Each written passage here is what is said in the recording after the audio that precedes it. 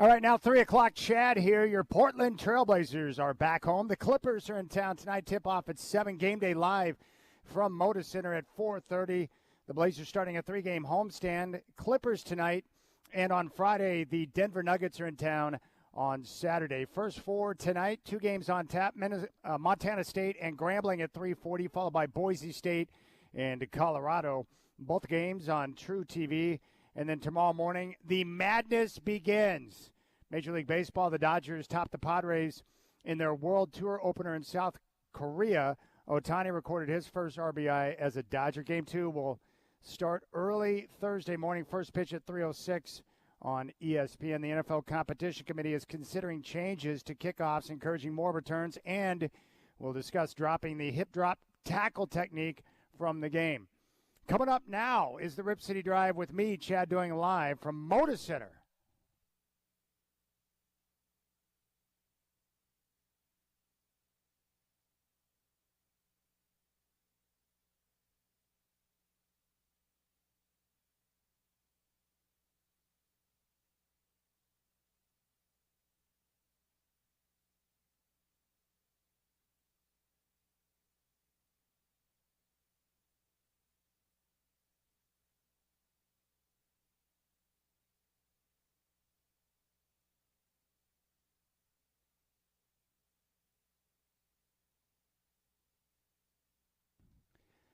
Well, good afternoon, my friends. Rip City Drive.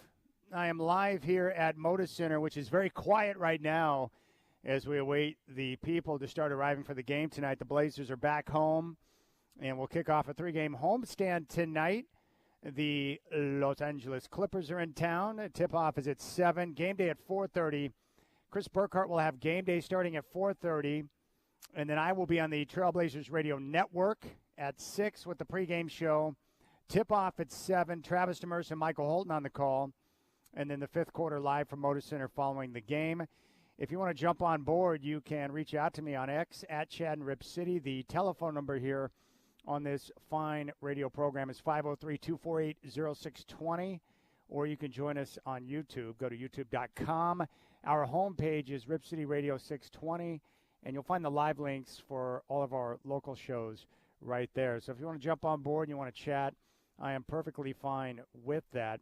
Chris Burkhart will join me sometime in the very near future, but jump on board if you'd like. 503-248-0620, 503-248-0620. I wanted to stay up and watch the baseball game last night.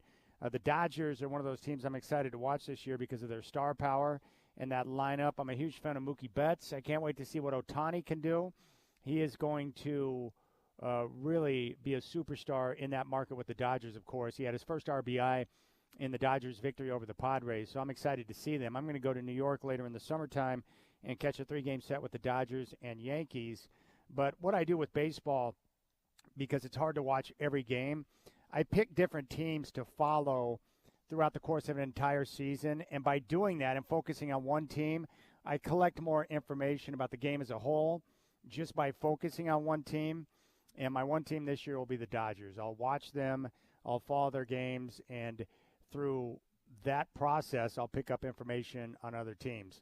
What I've found as time goes on, like football and basketball have always been my top 2 favorite sports to watch.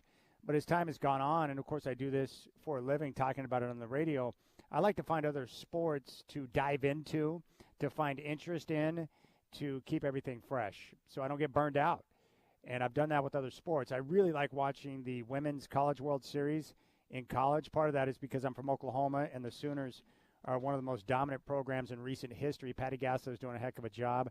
I do enjoy watching golf, tennis, and so I find other things to find interest in. But I'm excited about the baseball season, especially with the star power. Mookie Betts is one of my favorites, and Ohtani in that lineup with Freddie Freeman, it's ridiculous. So that's going to be a lot of fun. Baseball season is here, and it's going to be fun to watch the games. And, of course, love going up to Seattle and checking out T-Mobile and watching some ball. I like traveling around and getting a chance to see some of the different stadiums. So we've got that going on. And then tomorrow the madness is going to be on. Check out the Rip City Drive from yesterday. You can podcast it on the iHeart Radio app. You can also go to YouTube and pull up yesterday's show. Dave Bartu from College Football Matrix joined us, and he's got his model. And, you know, he's a numbers guy, so he's always working the analytics. and he plugged in all the games into his model, and we went through just about every game over the first 2 days of the tournament, Thursday and Friday, and he gave us some winners, some losers, some point spreads to keep an eye on. He also talked about his Final Four, so if you're struggling to fill out your bracket and you're trying to figure out where to go and what to do with some of the matchups you may be unfamiliar with, go back and listen to Dave Bartu. And he's one of the smartest guys I've ever met. He's one of the most fascinating people I've known, and he's a great golfing buddy. So go check it out. Dave Bartu, College Football Matrix, who was on the show from yesterday. That's right. That's Dave. That was his impression of a turkey. Gobble, gobble, gobble, gobble, gobble. I can't even do it as well as Dave Bartu. All right, a lot of things I want to get to today, and I think we'll go ahead and start out with this. I still have no idea what's going to happen with Bo Nix.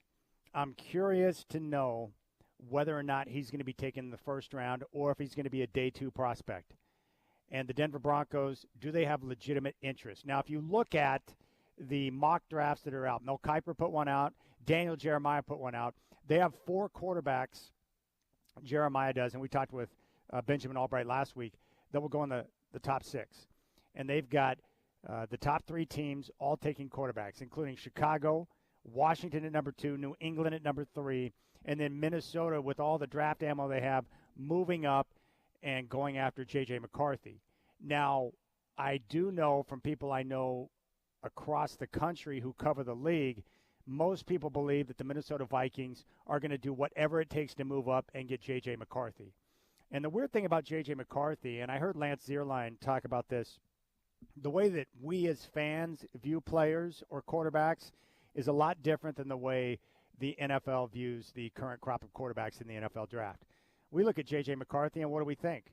Well, not much, because we didn't see him in a pressure-packed situation where he was forced to produce, where he had to carry his team, where he was under the gun, where he was under pressure.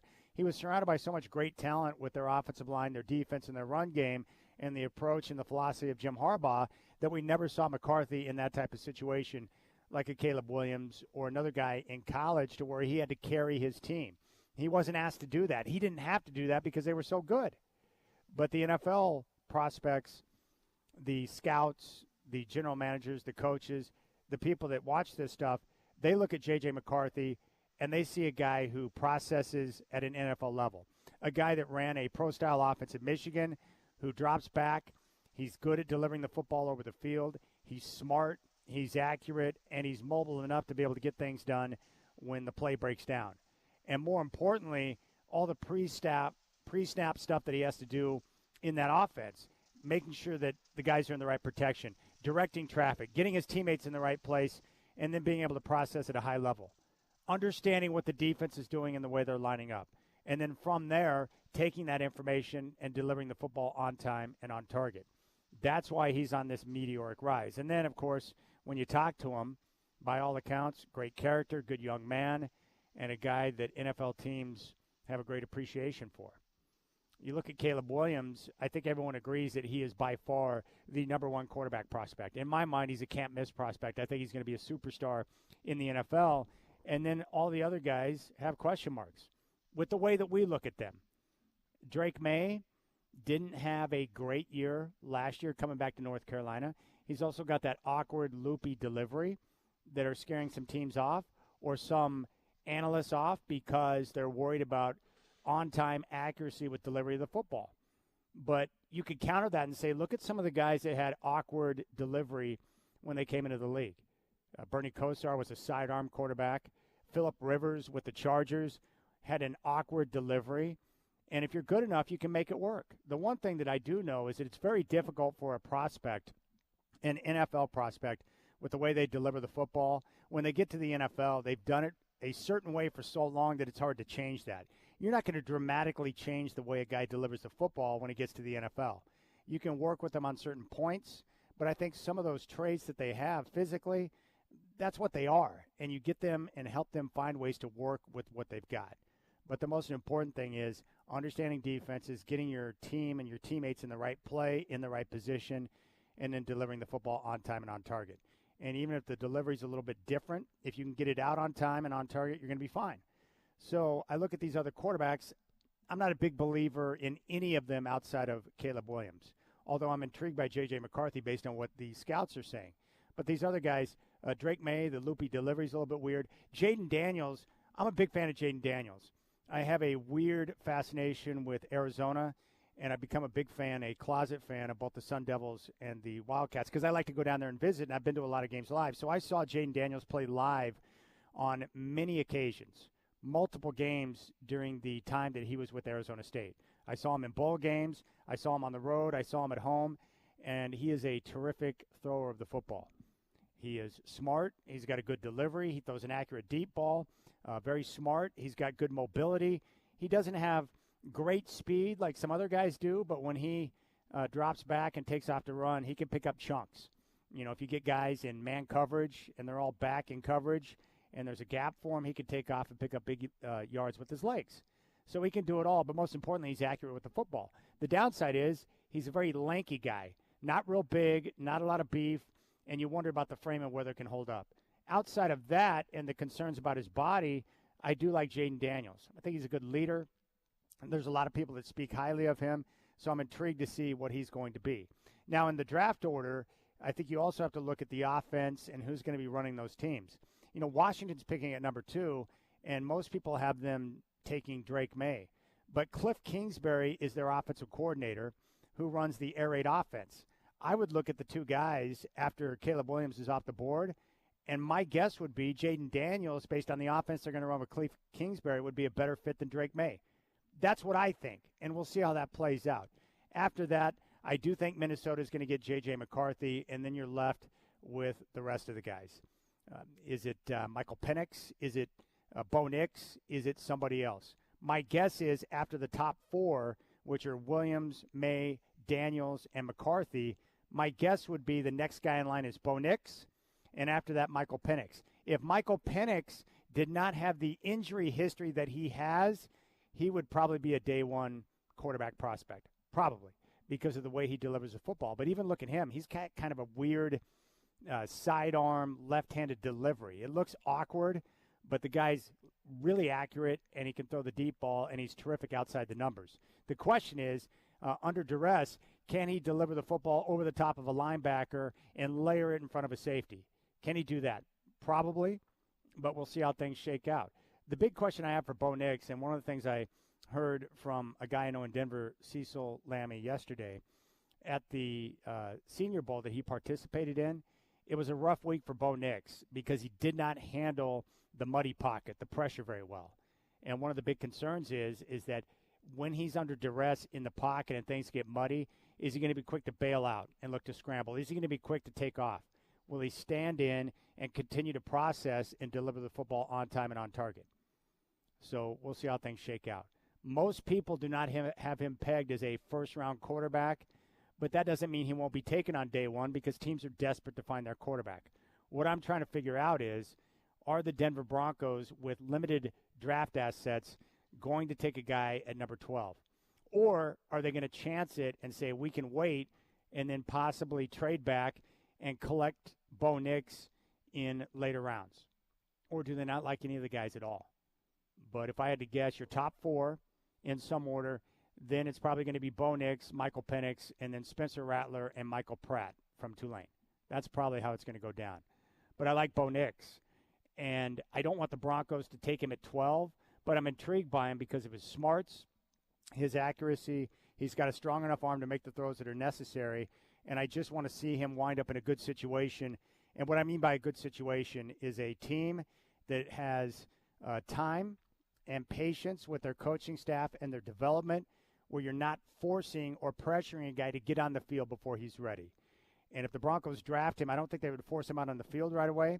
I think they would give him time to develop, and they would work with him. Davis Webb, their quarterback coach, Sean Payton, you've got the right offensive coaching to be able to develop a guy like Bo Nix.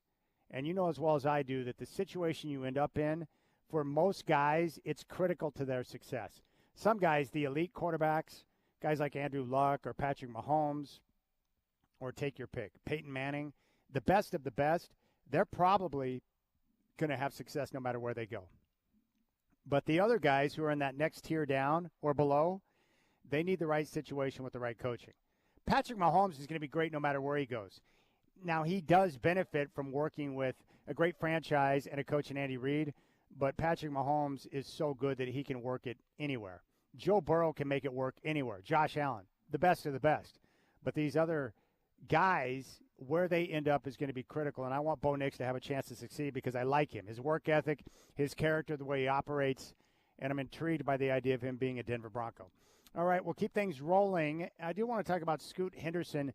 I had someone ask me a very bizarre question, and I'll lay that out and drop it to you. I'm live here at Moda Center. Blazers and Clippers coming up later on tonight. Tip-off at 7. You can hit me up, 503-248-0620. It's the Rip City Drive here in your home of the Blazers, 620 Rip City Radio.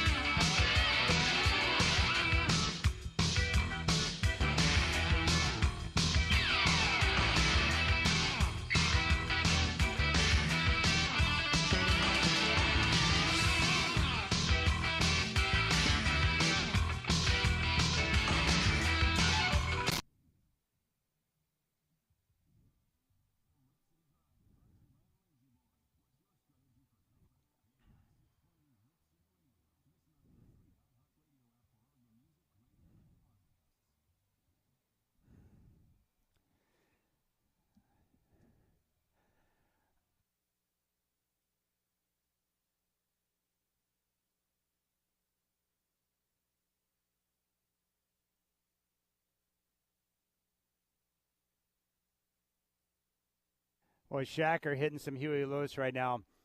That's from the Sports album. And I was just talking with the captain, Rich Patterson, the night before last on Monday. There is no doubt that Huey Lewis and the News, that album is one of the best of all time. And what a great, great album it is. And I love talking with the captain because he's a music guy, number one. And so we always talk about music. Did you know? I looked this up. I didn't know who had the top spot for the most number ones in music. The Beatles sit atop the list with 20 number ones throughout the course of their career. 20. But this album right here is a smash, and it's one of those albums that you buy and you can listen to from front to back because every song's great. The only thing I heard about Huey Lewis that was a little bit odd, I know someone that booked him at a casino in the local area, and she had to pick him up and take him out to the casino. She picked him up at the airport. I guess he's kind of one of those guys that picks his nose a lot, but probably doesn't realize that he's doing it in front of other people because he does it all the time. That's the only negative thing I heard about Huey. So there you go. But that's a great album, and I love talking music. I was just talking some baseball with Shacker. Now that baseball season's here, Dodgers and Padres opened up over in South Korea. The Game 2 of that set's coming up at 3:06 a.m. Hey, I have a good idea, Major League Baseball. Why don't you take the team with the most star power and then put them in South Korea to open up the season against the Padres where no one can watch the games because it comes on at 3:06 a.m.? Is that not the dumbest thing ever? I have no problem if they want to take the game to different places around the world. That's fine. But not the opening series with the Dodgers when they've got Shohei Ohtani. I want to watch the games. 3:06 a.m.? I thought about staying up, and I was like, forget that. I got too much going on. I got to work out tomorrow morning. What the heck am I supposed to do? Anyways, this is John Miller. I think the Giants broadcasting crew is the best in baseball. And they rotate throughout the course of the game from the radio booth to the TV, and you get Krupp and Kipe, and you got John Miller. They've got the best of the best. But John Miller is one of my favorites, and he's a really nice guy. And I loved him on national stuff with ESPN, both TV and radio. And with the Giants broadcast, he's terrific. But this is one of my favorite calls of all time. Bonds at slightly open stance, feet fairly close together, crowding the plate. The pitch, there's a long one to right field. Forget about it. This one is headed for New Jersey, high into the upper deck.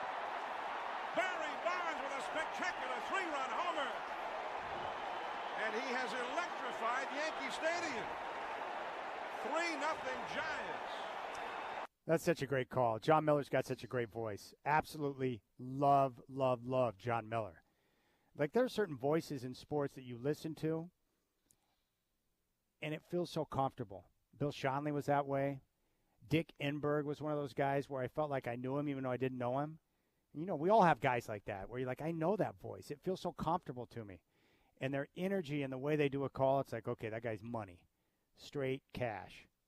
Vin Scully was the same way. Never met the guy, but I would listen to him, and I felt like we were best friends in the way he communicated. So I'm excited, man. Let baseball season begin. But come on, man. Don't open up the season where we have to watch the Dodgers at 3:06 a.m. That's not good enough. That's not getting the job done. Okay, I had this question posed to me on X a couple of days ago, and it was, who's a better prospect, Delano Banton or Scoot Henderson? And the guy was serious. And I saw the question, and I was like, oh, man, you have got to be kidding me. Look, I don't have any problem with Delano Banton. In fact, I applaud him for coming over from Boston right before the end of the trade deadline.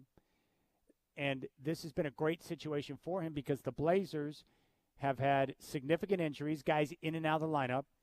They're also in a season where they're not going to be playing or positioning for playoffs.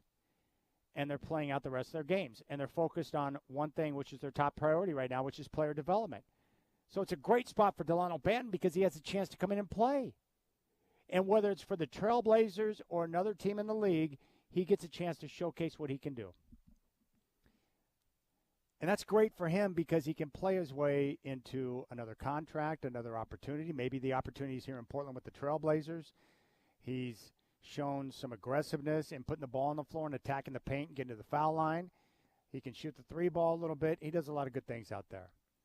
Now, who do I think is the better prospect? Well, it's Scoot Henderson because he's got the skill set, the natural God-given talents. He's got the ability to go out there and get it done. The problem is it has not been a good first year for Scoot. With all the expectations and the idea of him being a big-time franchise-changing point guard, and to have the season get off to the way it did for Scoot, it has not been good. And I have people hitting me up now constantly asking me about Scoot. Are you worried about Scoot? Are you concerned about Scoot? Do you think the Blazers made the wrong pick? Is this going to be a bust of a player?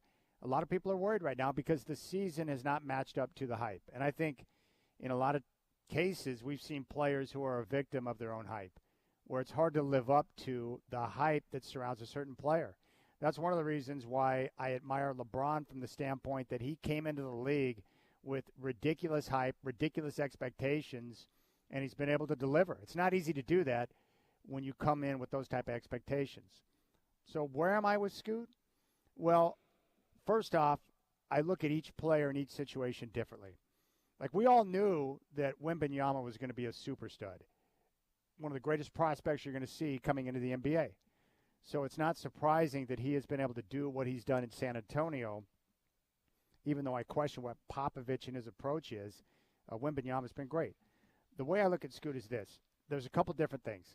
I'm not concerned yet about Scoot Henderson. One, the Trailblazers as a whole this year have been impacted by a lack of continuity. Scoot Henderson early in the season got the bone bruise, missed significant time. He also had the adductor situation where he missed significant time post-All-Star break. So he has been in and out of the lineup. His role has also been different throughout the course of the year based on the players the Blazers had. He has started. He has also been put on the bench, and then he's been thrown back in the starting lineup. And he's played with a number of different players because of the guys who have been in and out of the lineup. So I think the lack of continuity has really hampered his development. Shaedon Sharpe's been out. Anthony Simons missed a significant period of time, as did DeAndre Ayton, as has Malcolm Brogdon, and just go down the list. No Robert Williams. It would be helpful if the Trailblazers had a full roster and had a consistent rotation to where Scoot and the rest of the guys who are on the floor know who's going to be there. They can develop some chemistry and be able to continue to play like that. But that hasn't been the case, and so the team as a whole has suffered. I would imagine it's been brutal on Chauncey Billups and the coaching staff because they don't know who's going to be available night to night. And I'm not making excuses. I'm just saying that's the reality of the situation that they are in. Also, I think the other big issue for Scoot, and I have been told this by a couple of scouts, the G League, it's a great thing to have for development of your players. But there's also a downside because it's a very sloppy, messy type of a game that doesn't have a lot of structure and plays into the hands of the guards, guys like Scoot Henderson. The problem is when you come out of that slop mess and then you jump into the NBA with structure and you're going up against different type of talent, there's a struggle or a process in being able to make that jump from the G League to the NBA. And I think also for Scoot, that adjustment, the other big issue is this: the guys, the bigs, the big players, the 4s and the 5s that he was seeing in the G League, they pale in comparison when it comes to athleticism compared to the guys in the NBA. And so all of a sudden you step on the floor, there's structure, there are much better athletes, and even the bigs at the 4 and the 5 move at a different level than the guys in the G League. So I think that there's an adjustment there. And I think that's been difficult. And also, he is very young. He's 20 years old. So my reason for optimism is, 1, character, 2, work ethic, and 3, he's very young. And there have been other great players, Steve Nash, Gary Payton, other point guards who have come into the league and were late bloomers. So my hope is that Scoot Henderson is a late bloomer, and as the Blazers going into next year have more experience, have better continuity, and Scoot's got more time under his belt on an NBA floor, that he'll naturally start to ascend. My biggest concern with Scoot today is the same thing that it was coming out of the G League, and that's his three-point shooting percentage. He has worked hard on his shot. You can see the difference in the shot in terms of his development, but it's a number that is going to have to continue to climb. He's got to become respectable from downtown so the defense will respect him, and then when they come up on him, he can blow by them off the bounce and be able to utilize the skills that he does best. But that three-point percentage has got to continue to climb. But he's young, and he works hard, and he's got the right attitude, and he's been praised by his teammates and coaches for the way he handles himself through adversity and everything, which is great. That's exactly what you want to hear from a guy like Scoot Henderson. You want to know that a guy like that is getting things done. So, not concerned yet. Now, if we fast forward to next year at this time, and we're sitting here and you and I are having the same conversation in March of next year, I'm going to be freaked out because the Blazers need him to work. They need him to hit. They took him number 3 overall. They may not get a pick that high again through this rebuild process, so you need him desperately to hit. It's like you get on your knees, you're like, please, Lord, for the love of all that is right, he needs to hit. And they need Shaedon Sharpe to hit too. But the lack of continuity has been damaging. And the same thing goes with Shaedon Sharpe. The worst part about him being out is that he needs to be on the floor playing and developing. This would have been another great year where he could have played big minutes to be out there on the floor with Scoot, with some other guys to continue that process. They need it desperately, and I'm hoping the team has talked about him getting back on the floor before the end of the season. They need that because he needs more time under his belt, because what you want is some level of confidence going into the offseason. Then you put in your work. Then you get ready for camp. And then before you know it, you're ready to take that next step going into year number 2. So that's where I'm at with Scoot. It hasn't looked good. And that's why people are asking ridiculous questions like, who's a better prospect, Banton or Scoot? Well, of course it's Scoot. Of course. There's no question about it. Delano Banton is more like Trenton Watford. That's the type of player he is. And he's going to be, at best, a role player, not a star. Scoot Henderson has got the ability and the skill set to become a star, and you want to see that happen. So I'm not concerned yet. It's been a big bowl of wrong in terms of continuity for the Trailblazers this year, and they've got plenty of time to continue to work with Scoot. But the most important thing is work ethic, attitude, approach, and the way he handles himself will put him in a position to get this right and to continue to make the climb. But you can see the struggles out there on the floor. And the other thing he's got to continue to work on is when he gets into the paint, his footwork. Knowing how to use his feet, not to pick up his dribble too soon, be able to get to the rim, and continue to work on finishing. Absorbing contact, finishing, and doing things the way that you need to get your body in a spot where you can score or you can get to the foul line, and hopefully that will continue to progress. But I can understand why there is some concern because the season has gone the way it has, but in terms of me, if you ask me, am I concerned? No. But if we're having the same conversation at this time next year, or we're seeing the same type of play from Scoot this time next year, then I would be greatly concerned. But it's a long time between now and then, and hopefully the Trailblazers will have a lot more to work with. And I guess the other, question would be this. A lot of people wonder, how long can they keep the 3 guards together, Shaedon, Scoot, and Ant? Well, I've been given different answers. Before the year, it was 18 months. Now I'm being told that, you could bring Ant back and he could play next year. I wonder if the Blazers want to get more of a look at Scoot and Shaedon before they make that decision on Ant. I think that's possible. So they don't have to make a move this summer. They don't have to yet. But I'll tell you what I've seen in sports, and you know this, and I think the Chicago Bears would be a perfect example. Like, a lot of people wondered if Justin Fields was going to be traded, if they would keep him, if they would look to trade back from number 1 and collect a haul in the process. But the difference is that their general manager, Ryan Poles, their coach, they didn't draft Justin Fields. He's not their guy. And teams, front offices, they're going to be patient and continue to pour in as many resources as possible when it comes to their players that they selected, because they don't want to give up on a guy like that because they would have to admit they're wrong. And it's hard for guys in that position to do that. So my guess would be at some point we're going to see the franchise make the choice that Scoot and Shaedon will be their backcourt because, look at the front office right now. Joe Cronin, Mike Schmitz have a great connection. They work really well together. They went out and selected those guys. They're going to give them every opportunity to succeed. And Ant was taken by the previous regime. So we'll see how things continue to shake out. But that's where I'm at on Scoot. Not concerned yet. If we're having the same conversation with the same play at this time next year, I'll be greatly concerned. But like I said before, my reason for optimism, 1, he's young, 20 years old.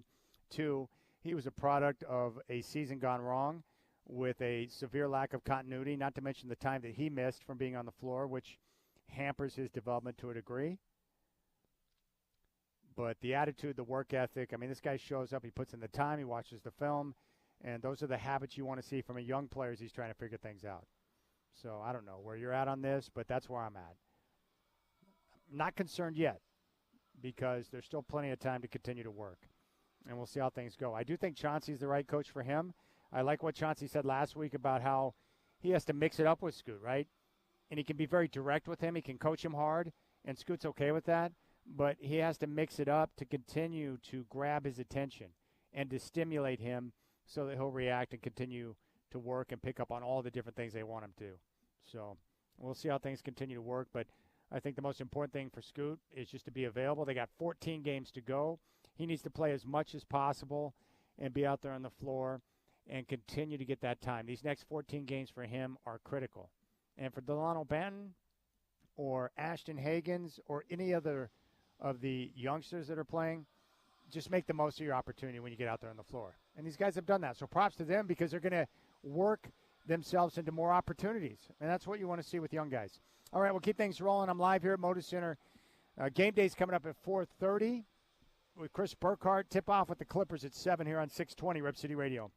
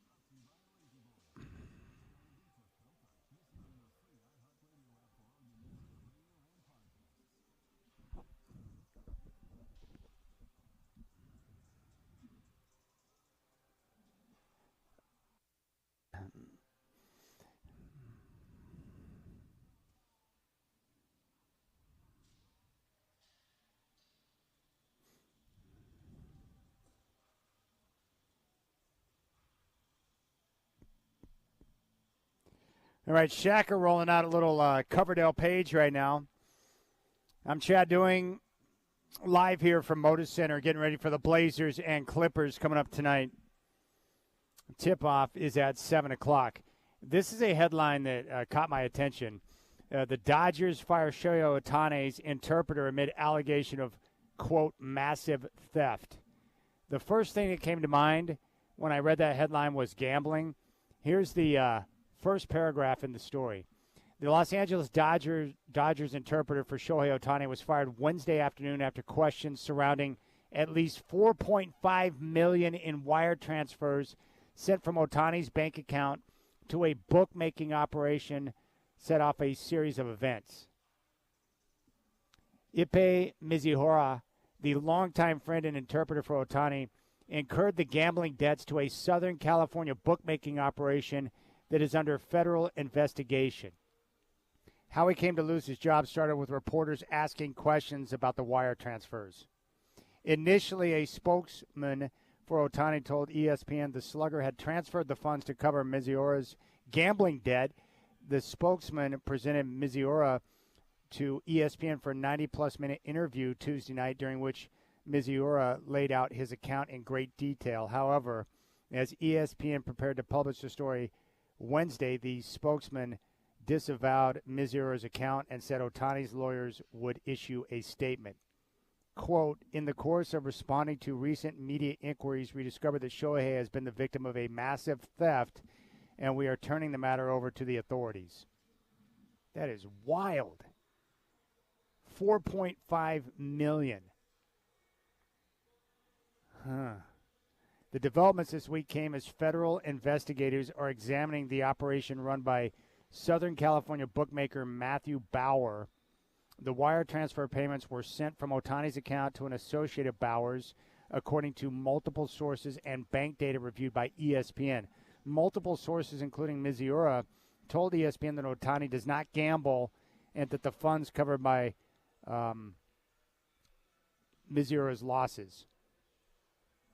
All right, so we have a gambler who apparently ripped $4.5 million from Shohei Ohtani to cover his gambling debts. In the Tuesday interview arranged by Ohtani's spokesman, Mizuhara, 39 years old, told ESPN that he asked Ohtani last year to pay off his gambling debt, which multiple sources said had ballooned to at least $4.5 million. Mizuhara said he previously placed bets via DraftKings and assumed bets placed through Bauer or Boyer were legal. And he said, quote, obviously Ohtani wasn't happy about it, and he said it would help me out to make sure I never do this again. He decided to pay it off for me. Quote, I want everyone to know that Shohei had zero involvement in betting. I want people to know I did not know this was legal. I learned my lesson the hard way. I will never do sports betting ever again. All right. Look, I used to be a gambling addict, sports betting to be exact. Anytime a gambler is speaking, you have to work off the assumption that they're lying out of their devil ass. All right? I'm just going to be real with you. When gamblers are knee-deep in gambling, they are looking to get their fix. They've got to get their action in. And when it comes to money or when it comes to how things got paid off, you have to assume that they're lying. They probably thieved the money, and you can't believe a word that they say. This is a serious problem. And I read through, and this guy's crazy because when he was with the Angels, he and Ohtani are friends, and they've known each other for a long time.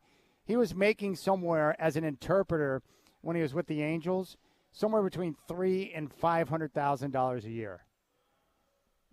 That's a great living to be Ohtani's interpreter, and yet now he's got $4.5 million in debts. And when you're desperate, what do? You'll do whatever it takes to solve the issue. I know because I was that guy. Not at $4.5 million, but it's all relative. And you'll do whatever you can to solve the situation and to continue to get more action.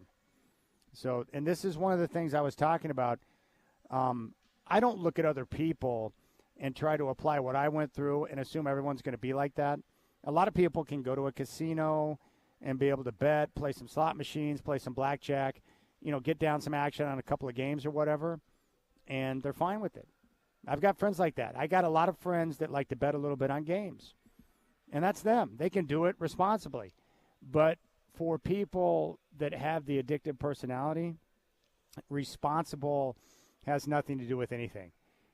And what I'm concerned about with the proliferation of gambling across the country now that the federal government has given it back to the states to let them decide what they want to do in their state, respectively, now you're seeing sports gambling pop up across the entire country. And while I have no issue with people that want to get down action on games, what I'm concerned about is how easy of access people have to it now. And the fact that you can do it online or through your phone, through your computer, whatever. And there's going to be a lot of people that get involved initially just because they want to have a little bit of fun, some entertainment. And all of a sudden it's going to balloon into a massive problem. And they're going to develop a gambling issue. You're going to have more addicts across the country. And what's really scary about gambling, it's one of those things you can do in private that no one knows about. You can hide it for an extended period of time until finally the finances become such an issue that if you're married, you're going to have to tell your wife. If you're stealing from someone, you're probably going to have to own up to that. It's going to create a big mess. Most people are not going to be in that boat, but for the people that have an issue, you're going to see these problems continue to pop up. And that's my big concern. And this guy here is a perfect example. Great living. He's Ohtani's interpreter. He's got everything made, man. He is set. And he can't control his gambling. And he's using DraftKings, and it's too easy for him. He said he doesn't bet on baseball, but I'm not buying that either. I'm not buying it. Because anytime a gambler talks, you can assume they're lying. And that's just how it goes. I've seen it. I can see it from a mile away. I know what it's like to be in that situation. And when I hear the words of someone in that deep, I have to assume that he's not telling the truth. And what a mess for Ohtani, because that's his guy. They're friends. And he's out there betting on sports, and so obviously there's a connection, and people are going to wonder, is he placing bets for Ohtani? Is he betting on baseball? How deep does this go? Was he betting on Angels games? Was he considering betting on Dodger games? I mean, that's a situation where Ohtani had to cut ties immediately. You stole from me. You're bringing too much noise around me. You're gone. Sorry, you're out. It's crazy, but that kind of stuff is going to pop up. Because you can hide it, you can keep it to yourself, and then before you know it, you've got a full-blown issue, and you owe someone $4.5 million. And I just read that stat the other day. They're expecting some $3 billion to be bet on the NCAA tournament this year. And that is a ridiculous number, $3 billion. Billion with the B. I mean, there's certain things you know about humans. Humans love sex, and humans love gambling. They love sex, and they love to gamble from now until the end of time. Sex is undefeated, and gambling is darn near close. We love sex, and we love to gamble. It is what it is. But the gambling is scary to me because you can hide it. You can hide it, and then before you know it, you got a full-blown issue. I don't think I knew or even realized what was going on until I was about 6 months in, and it was too late. Too late. 6 months in, and I looked in the mirror, and I thought, I've got a gambling problem. And then I freaked myself out, and I had no idea what to do. But I still needed to get action down. And you start stealing money, lying, and doing all this other crazy stuff. Man, it was wild. I was so awful, and things were so bad back then, I don't really like to think about it. It was a long time ago, but I don't like to think about it. And you'll look people that you trust and love in their eyes and just flat out lie to them. $4.5 million. Oh, yeah, I never bet on baseball. That's a no-no. Yeah, sure you didn't. All right, we'll keep things rolling. Chad doing here live from Moda Center. Game day coming up at 4:30. Tip-off with the Blazers and Clippers is at 7 o'clock here on 620 Rip City Radio.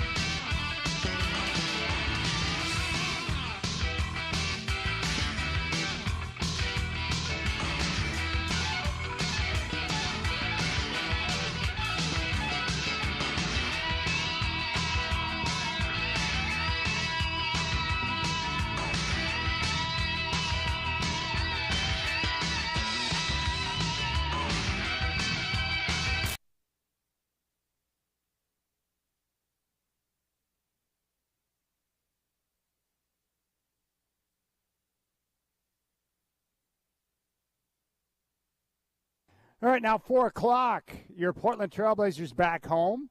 The Clippers are in town tonight. That tip is at 7 o'clock. Game day live from Motor Center with Chris Burkhardt at 4:30. The Blazers starting a 3-game homestand. Clippers tonight and on Friday. The Denver Nuggets in town on Saturday. The first 4 tonight, 2 games on tap. Montana State leads Grambling 18-12 in the first half. Coming up later on, Boise State and Colorado. Both games are on True TV. The madness kicks off for all of us tomorrow morning just after 9 o'clock. The Dodgers top the Padres in their World Tour opener in South Korea. Ohtani recorded his first RBI as a Dodger. Game 2 will start early Thursday morning. First pitch at 3:06 a.m. on ESPN. The NFL Competition Committee considering changes to kickoffs, encouraging more returns, and we'll discuss dropping the hip drop tackle technique from the game.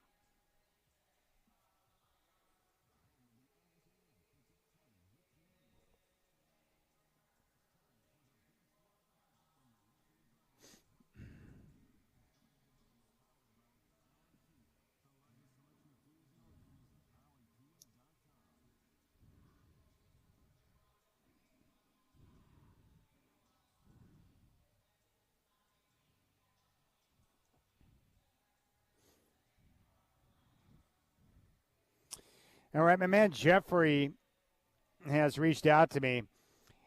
He's the guy that won our Take You Up to the Ball Game contest last year and got a chance to see the Mariners in action. He's a big Mariner fan. He says, Chad, is it safe to say that we've seen the last of Malcolm Brogdon on the floor for the Blazers this year? Well, I can tell you what I think. What are there, 14 games to go? Malcolm Brogdon's dealing with the elbow tendonitis. I would ask this question. What is the benefit of bringing Malcolm Brogdon and putting him back on the floor before the end of the season? Malcolm Brogdon has been a great pro for the Blazers this year. He's been a productive player when he's on the floor. He's also been productive when he's not on the floor because he's had a chance to be a mentor and an extension of the coaching staff. So he's been terrific and is handling himself like a pro, which is what you'd want from Malcolm Brogdon. But as we found out a couple of weeks ago, Billups reiterated this, the number one priority right now for this franchise is to develop players. And if you're going to have Brogdon on the floor and take time away from Scoot Henderson or Delano Banton or take your pick, any of the young players right now, how is that going to benefit the development of young players? And don't forget about this, they're going to move him during the course of the summer. He's almost a guaranteed lock to be traded because he's entering the final year of his deal, and there'll be other teams out there that have interest. Obviously, the Blazers, with their logjam at guard, are not looking to keep or re-sign a player like Brogdon.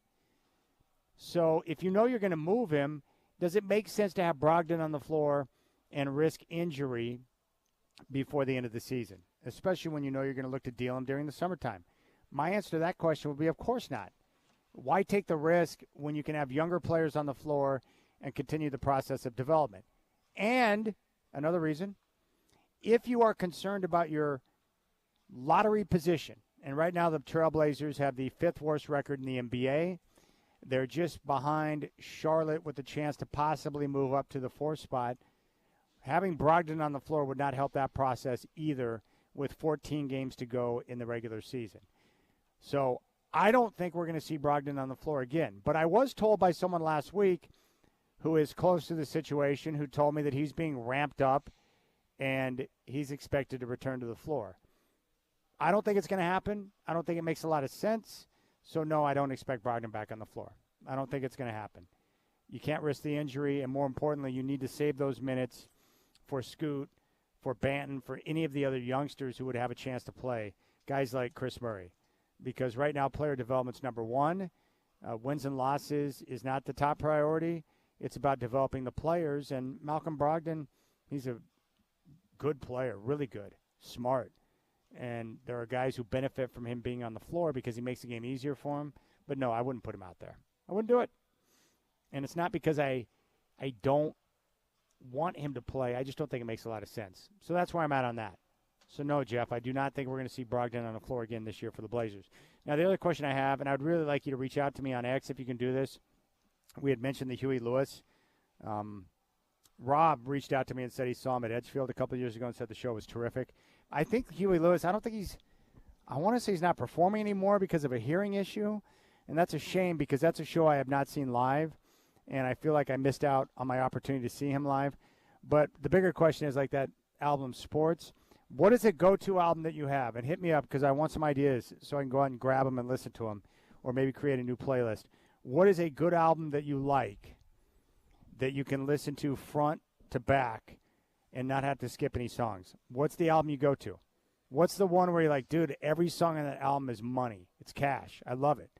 So if you got any ideas, reach out to me because I'm going through this process. I was talking to someone the other night. I think rock and roll is dead. And in my lifetime, I don't think we're going to see new acts who pop up where I'm like, oh, man, I got to go see them. Or I need to buy that album. Or I need to get a hold of that music. Like, I don't expect that. I'm not closed off to it. I just don't expect it to happen.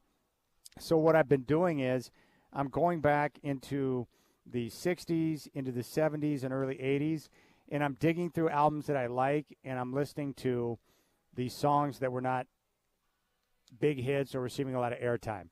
I'm basically looking for deep cuts. And I have found a number of songs as I've continued my digging process.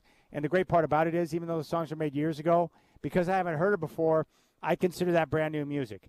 I don't care when the song was made. If I didn't hear it and I'm unaware of it, and then all of a sudden I'm introduced to it and I get to enjoy it, that's the same as a brand new song. So I'm going through with a fine-tooth comb, and I'm continuing to dig through to find these gems, these hidden gems, the deep cuts. And so if you know of albums that you've listened to front to back that you believe are good with every single song, reach out and let me know what they are because I want to continue to expand my musical library with different songs and different playlists so that as time goes on, I continue to be satisfied in that area of my life. That's the critical part. Now, Chris Burkhardt has made his arrival as he gets everything set up and ready to roll. It's great to see him. I asked him how his back was doing. He said it's better, but not 100%. So Burkhardt is still in the process of recovery. And, dude, I hate back injuries, man. Oh, you want to hear what else is going on with me? Okay, this whole process, no one ever warns you about this kind of stuff when you get older.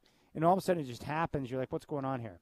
So I've noticed as I've gotten older, I'm 48 years old right now. So like a couple of years ago, I don't know, I was in the bathroom, and raise your hand if you've had this moment. So I'm in the bathroom, and I'm shaving, and I don't like a lot of facial hair, but I only shave once a week because I work in radio, and I don't like having razor bumps and all that stuff. Shaving once a week is perfect. But I was in the bathroom, and the sunlight was coming in, and it hit me in the right angle to where I realized I couldn't see my whiskers because they were graying. And then I looked in the mirror, and I looked at myself, and I looked at the side of my head, and I saw the gray coming in, and I'm like, dude, I'm getting older. I'm not the same guy anymore. So that's weird. The other part that's strange is that a couple of years ago I noticed that I have to start shaving my ears now. And it's embarrassing to admit that, but I get these little patches on the side of my ears that I don't want any part of. I didn't ask for that. I don't want hair to grow there, but I know it's going to grow there. But I shave my ears now. So that was shocking. I don't want that, but it's happening. So that's disturbing. But the other part that's really wild, and this happened, it was a few months ago. My daughter came to me, and she had a box chain necklace, and it was a very tiny chain. But you know how they get knotted up sometimes, or you get the knot and you have to undo the knot? She brought it to me and asked if I could help get the knot out. And I'm like, no problem. But then when I started looking at it, I went in the bathroom, I flipped on a different light, and I pulled out the flashlight on my phone, and I'm trying to figure out why I couldn't see the knot. And then I realized what was going on. Like, my vision is not what it used to be. And I'm noticing that now. Like, right now I'm looking at my computer screen, and I think the print size that I'm using for my update, it's a number 11. When I look at it from a certain distance, the letters and the numbers start to blur a little bit.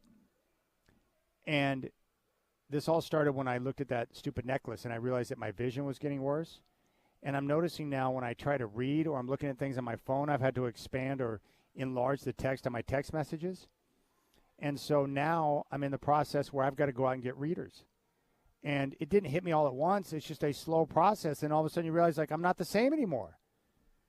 And I'm not freaked out by it. it's just a little unnerving to reach a certain age when you realize that you're not what you used to be. And there's a lot of things about aging that I like in terms of better control of your emotions, how to deal with certain situations. Like, I find life more enjoyable at this age than I did maybe 15 to 20 years ago.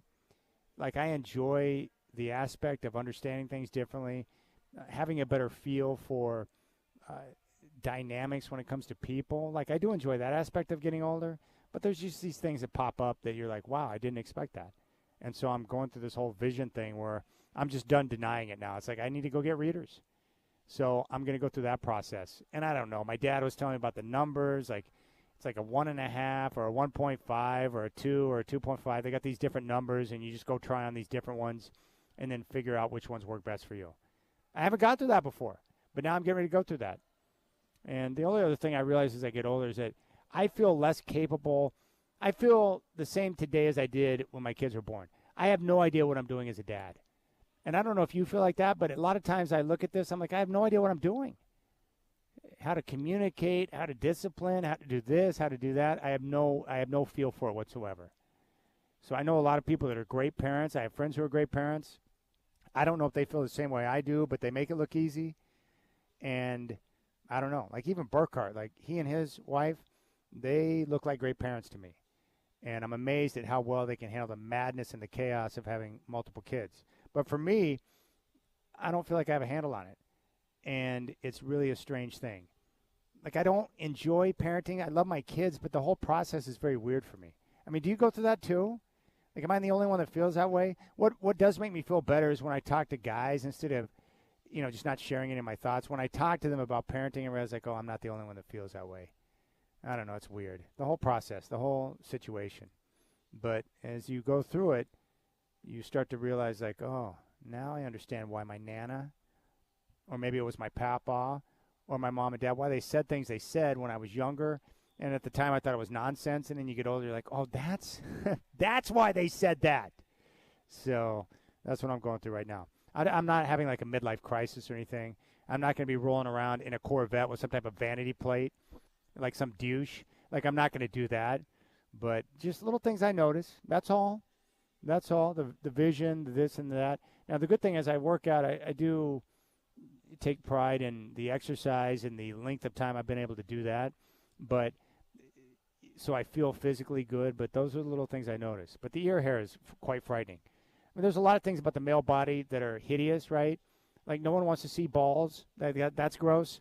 But ear hair that's awful, awful. And when you see guys that are unkept and they have stuff like that, you're like, oh, my gosh, am I going to look like that? Oh, horrible. All right, we'll keep things rolling. I got a question for Burkhart when we come back. My friend is my workout partner who I've known for like 3 decades. Someone's trying to do something, and he's not sure if it's the right thing, and he doesn't want to come off being a certain way. So I'll ask Burkhart what he thinks about it, and then we'll compare that with what I told him, and we'll be able to make sense of this. Game day's coming up at 4:30. Trailblazers and Clippers from Moda tonight. The first of 3 games at home before the Blazers take off on a long 7-game roadie. 620 Rip City Radio.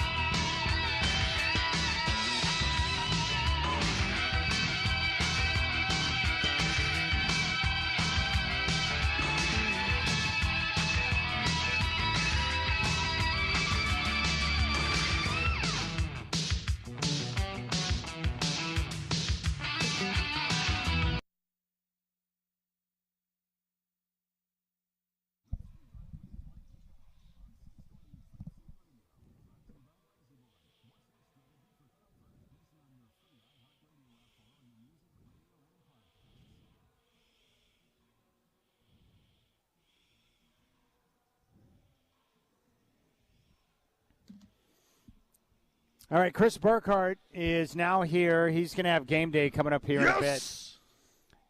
Booyah! Is there anything that's jumped out at you as you've gotten older, like that's a little bit weird? I don't know. Your talk about ear hair was just striking a little too close to home. I hate it, man. Yes. It really sucks. Yeah.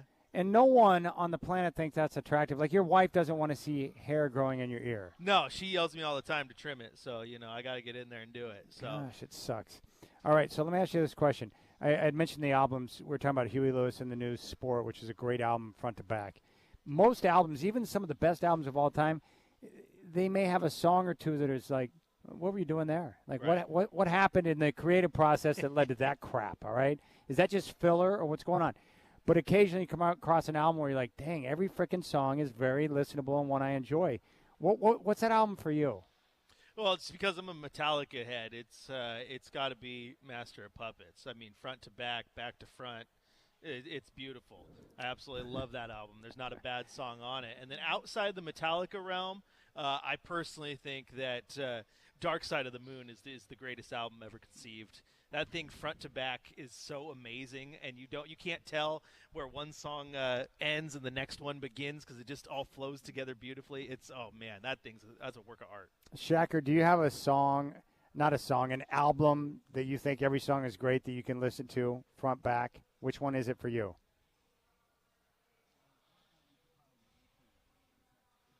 Like every song on that album, In Excess Kick, was a hit.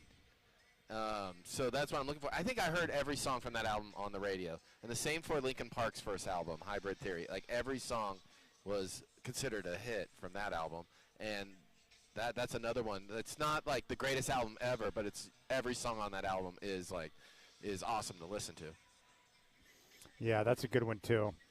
He's right. You don't have to hit the skip button if you're listening to Hybrid Theory. I don't want to hit the skip button. No. Like Thriller's another one of those albums too. Yeah. The problem is, here's the issue with Michael Jackson. Like, I love his music. The problem is that when I hear his music now, I always have to battle the thoughts that pop in my mind when it comes on, and I hate that. No, that's not good. Yeah, not good at all. So you got to differentiate. I hate that, but it's true. It it's is true. Exactly what happened. It's 100% true. I just got this text from the 971. I can't read it, but I'm going to try.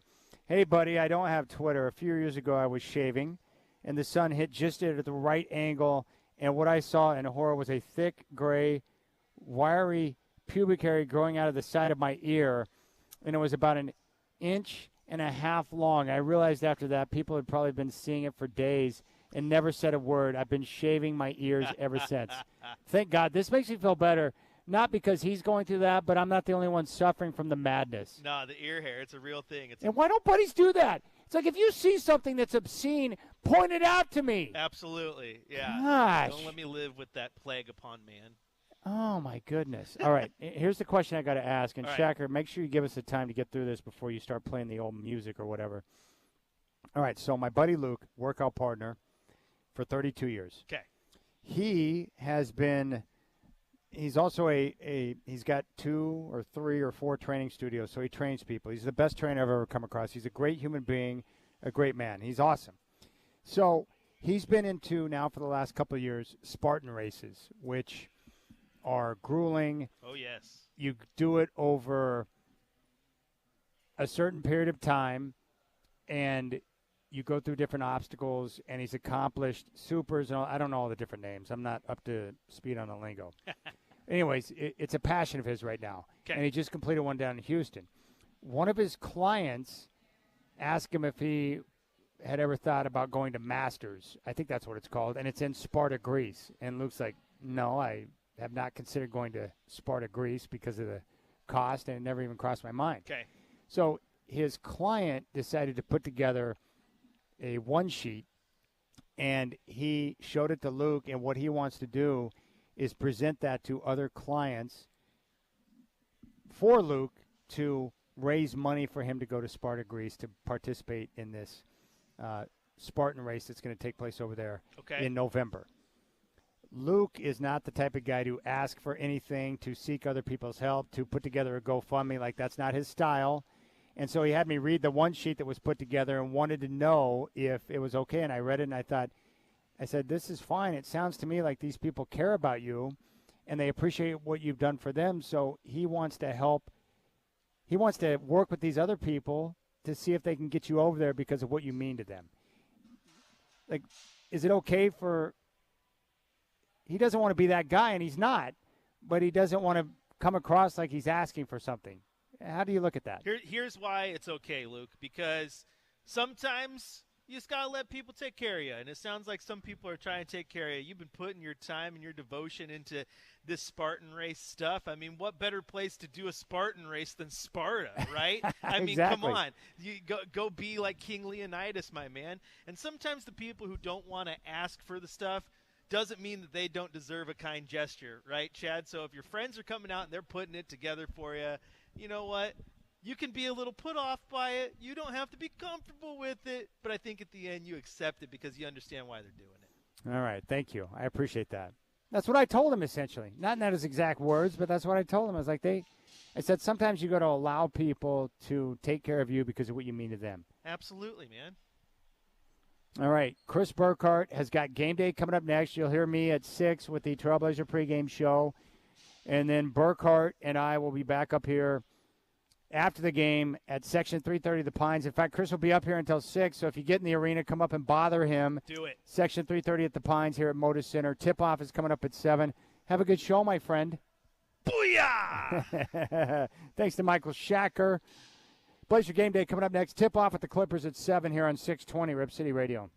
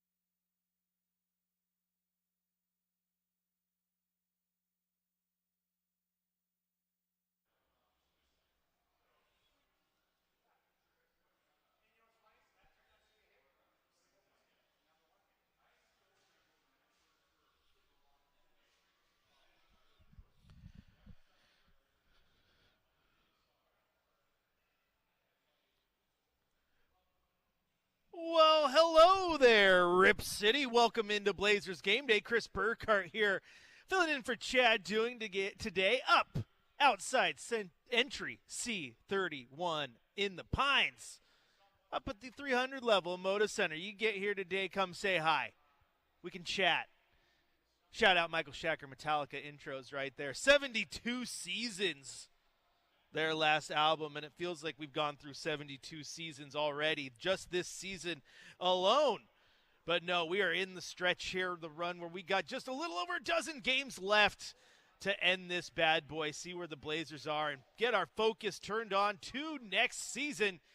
Actually, the off season, right, to see what this Blazer team is going to look like. But before we get to all that, we got to get to tonight's action, right? You got the Clippers in town for the first of 2 in a row against the Portland Trail Blazers, and Blazers needing to look to got to get back in that win column, get things right after a tough little mini road trip that they just had. But it's going to be a fun one tonight, and we'll get you up to date throughout the show, as always, as to what we're looking at with our injury reports and who's going to be actually on the court, and is Malcolm Brogdon ever going to suit up again, and what about Shaedon Sharpe, etc., etc., etc. If you have any questions or comments or concerns, 503-248-0620 is your telephone number. Or, as always, you can jump on to youtube.com. Type in Rip City Radio, and you can get all your questions to me there. You can also jump on the X app, X, formerly known as Twitter.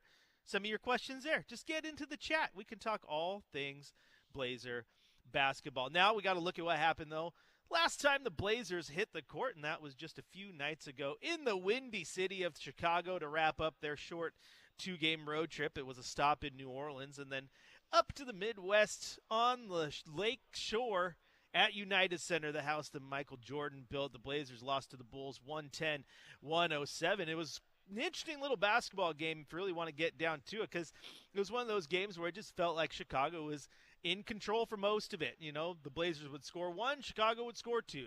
Blazers would score 2, Chicago would score 3. No matter what they were doing, they were keeping out ahead of them. It felt like you're watching a race car, right? 2 cars racing, 1 car gets up from behind, they get nice and close, and then just car in front hits that gas pedal, gets out in front. And that's just kind of what the Bulls did all night long until that fourth quarter, really, when the Blazers said, okay, we're going to show up a little bit. Outscored the Bulls 32-21 in that final quarter. Had a chance to tie it late. Some people say Ant was fouled in the act of shooting, but they said no. Sent him to the line. He got 2 free throws instead of the 3 and the and 1, which could have changed the ball game dramatically. He had a chance to tie it late as well, but it wasn't meant to be. And as we said, Chicago 110, Portland 107. And you look at the box score in that one, Scoot Henderson was back in the starting lineup, and no minutes restriction, which was nice to see. He did play 30 minutes. He had 14 points, 5 assists, and 5 rebounds. Did shoot just 4 of 17 from the floor. Hopefully that one improves a little bit tonight, but it was nice to see him back in the starting lineup. Anthony Simons, he's just doing what Anthony Simons does. He scored 30 points on 10 of 24 shooting, also had 9 assists. And you know, that's one of those things that we talked to Tom Habistro before on the Blazers pregame show, and I've mentioned it here a few times, that I just really like that assist number is so high. I mean, early on in the season, when Scoot started to put together a couple double-digit games, you're like, okay, it's the end of November. Scoot has more double-digit assist games than Anthony Simons has in his entire career. Ant doesn't do that a lot, but you have seen throughout the year Ant just be just a lot more aggressive with that passing and finding the open shooters. And Tom Habistro talked about the potential assists, like how many games that the game ends where he had 17 potential assists. That is counting all the passes he made to people that turned into shots. The shots just didn't fall. If they're not falling, that's one thing. But the fact that the shot is being taken, meaning he's making the right pass at the right time, finding the right guy, the open guy to take the shot. And that's just coming with the maturity that you get from Ant. So you love to see that assist number continues to be elevated. And, of course, DeAndre Ayton, he is on fire. He may be the most consistent Blazer over the last month or so. 25 points, 15 rebounds. Another double-double for him. He's just been on fire basically since he had the quote about I'm a max player in this league. I don't have to prove anything. then he's just subsequently gone out there and proved quite a bit. He's proved that he belongs and he's doing all the right stuff. So shout out DeAndre Ayton. And I think, again, the way he's playing is very interesting because it just shows that he has a future here. And I find that to be a weird question to begin with. So many people, is he a tradable piece? Is that the guy you want to build around? Is he, that's a lot of money for this. That's a lot of money for that. Like, I look at it, I'm like, you consider that he may be the centerpiece of everything that happened with the Damian Lillard trade. Yeah, you want to keep him around. You absolutely want to keep him around. And now that he has, become more of a vocal leader, the fact that you can see him on the court taking charge defensively, really helping get people in the right position at the right time, being a coach on the floor, he's played some of his best basketball. So that's something that you love to see and you love to watch continue to develop. And you hope, he continues to build on. And I do think he's going to be here for the long term. Rounding out the starting five in this game, Chris Murray, he had 10 points. Tamani Kamara played just 15 minutes.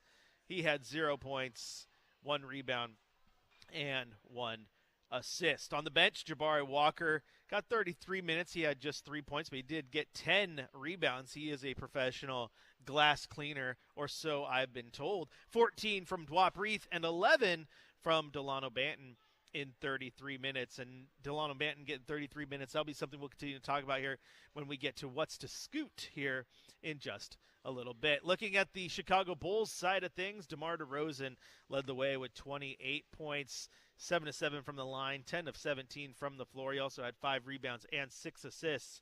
22 points came in from Nikola Vucevic, which we all knew going in he was going to be a force. That's just what he does.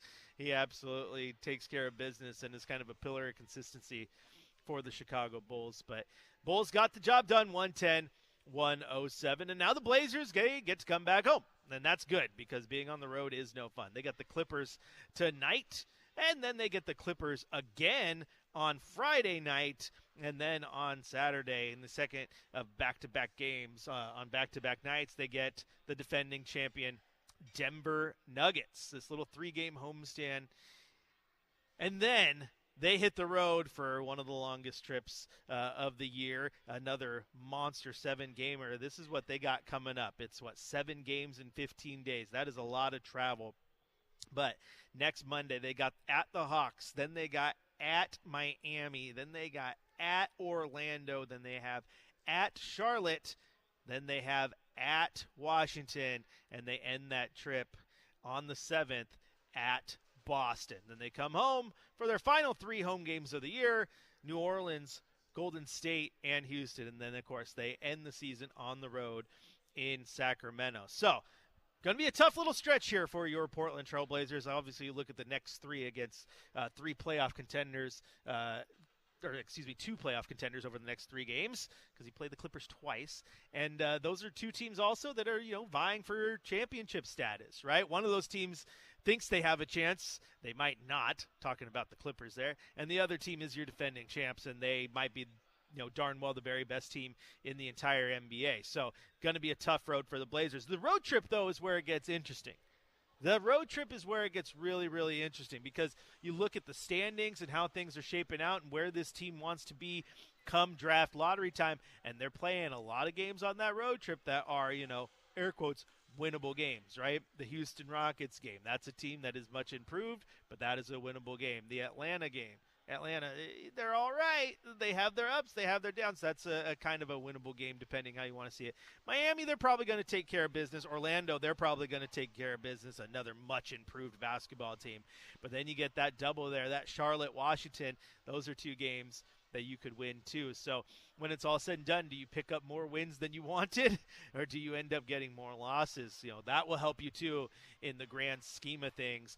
And what makes it even more interesting when you look at the standings, how things are shaking out. I mean, they're battling with Charlotte for what would be the 4th spot going into the lottery. Right now, the Blazers 8.5 games back of Washington, who would end the season right now going into the lottery with the number 1 spot, followed by Detroit and San Antonio, and then Charlotte at 4, Portland at 5. Portland 2.5 games back of Charlotte. So it gets interesting there because you go into Charlotte, whether you win or lose that game, I mean, that either creates a bigger gap or, closes that gap going down the stretch where the more you lose, the more chance you have of jumping in to that 4 spot. And it might not seem like much, but at 5, Portland would enter the lottery with a 10.5% chance of getting the number 1 overall pick. At 4, they would enter with a 12.5% chance of the number 1 overall pick. So that 2% addition is pretty significant, especially when you consider that the top 3 teams all have a 14% chance each. So getting it closer to that 14 spot, or a 14% chance, makes a bit of difference. So it's going to be really interesting to see how they approach these last handful of games, and especially that road trip, because while it doesn't feel like they're tanking, it feels like they're tanking, right? We feel like we've seen this movie before. How long is this tendinitis going to play out for Malcolm Brogdon? You have the various injuries for Shaedon Sharpe. You've seen the ups and downs, the ins and outs of the lineup for Jeremy Grant, etc. So how do you want to approach this? Because, again, if wins and losses don't matter, well, the losses might actually matter just a little bit more. Because, again, you're looking at playoffs, or lottery standings, and chances of getting where you want to be come NBA draft time. I can look at it right now. Again, go to Tankathon, great little website there to give you some good insight. But if I sim the lottery right now, boom, Washington would get the number 1 pick. Utah jumps from 7 to get number 2, and Portland gets number 3. That's one sim of the lottery. Now you just do what I do, and you just keep clicking that sim button to see how many times it takes. And I only had to sim it one more time, and then Portland got the number 1 overall pick. So there you go. 2 sims, and Portland falls into the number 1 overall spot in the draft. So we'll see how things shake out, because there's some tough games coming up. There's also winnable games, and those winnable games are the ones, like I said, you really want to circle, and you really want to question a little bit, because how they approach those, this is going to be very, very interesting down the stretch. But let's take a look now at what's going to happen tonight on the court. Kind of an update here on your injury report as of last night. Malcolm Brogdon, elbow tendonitis. Shaedon Sharpe, lower abdominal surgery. And Robert Williams III, right knee ligament tear, are all still out. That has been the norm as of late. We'll get you an official updated one if we get one before the show, but again, as of last night, Jeremy Grant was listed as doubtful with right hamstring strain, and Matisse Thybulle questionable with right ankle soreness. And keep in mind, you look at the game in Chicago, he was questionable going into that one. He played just 5 minutes after, re-aggravating that. So we'll see what happens there. And other updates on the injury report, and this was earlier this afternoon. Ashton Hagens, G League on a 2-way. He is questionable. Simons, left knee tendonitis. He is questionable for tonight's game as well. So be on the lookout there to see what happens here with the starting lineups and who's actually going to be playing tonight. We'll let you know as soon as we find out. All right, we'll take a quick little break here on Blazers Game Day. When we come back, we will give you What's the Scoot? We'll dive into Scoot Henderson a little bit, see what we've seen from him over the last few weeks and what we can expect down the stretch here. And don't worry, we're going to get Chauncey Billups later today, too, because I heard Michael Shacker is a wizard and is going to get it to us live. That's why he's the man. Chris Burkhardt here up in the Pines, just across section C31. Come say hi if you get here. Game day rolls on your home of the Blazers, Rip City Radio 620.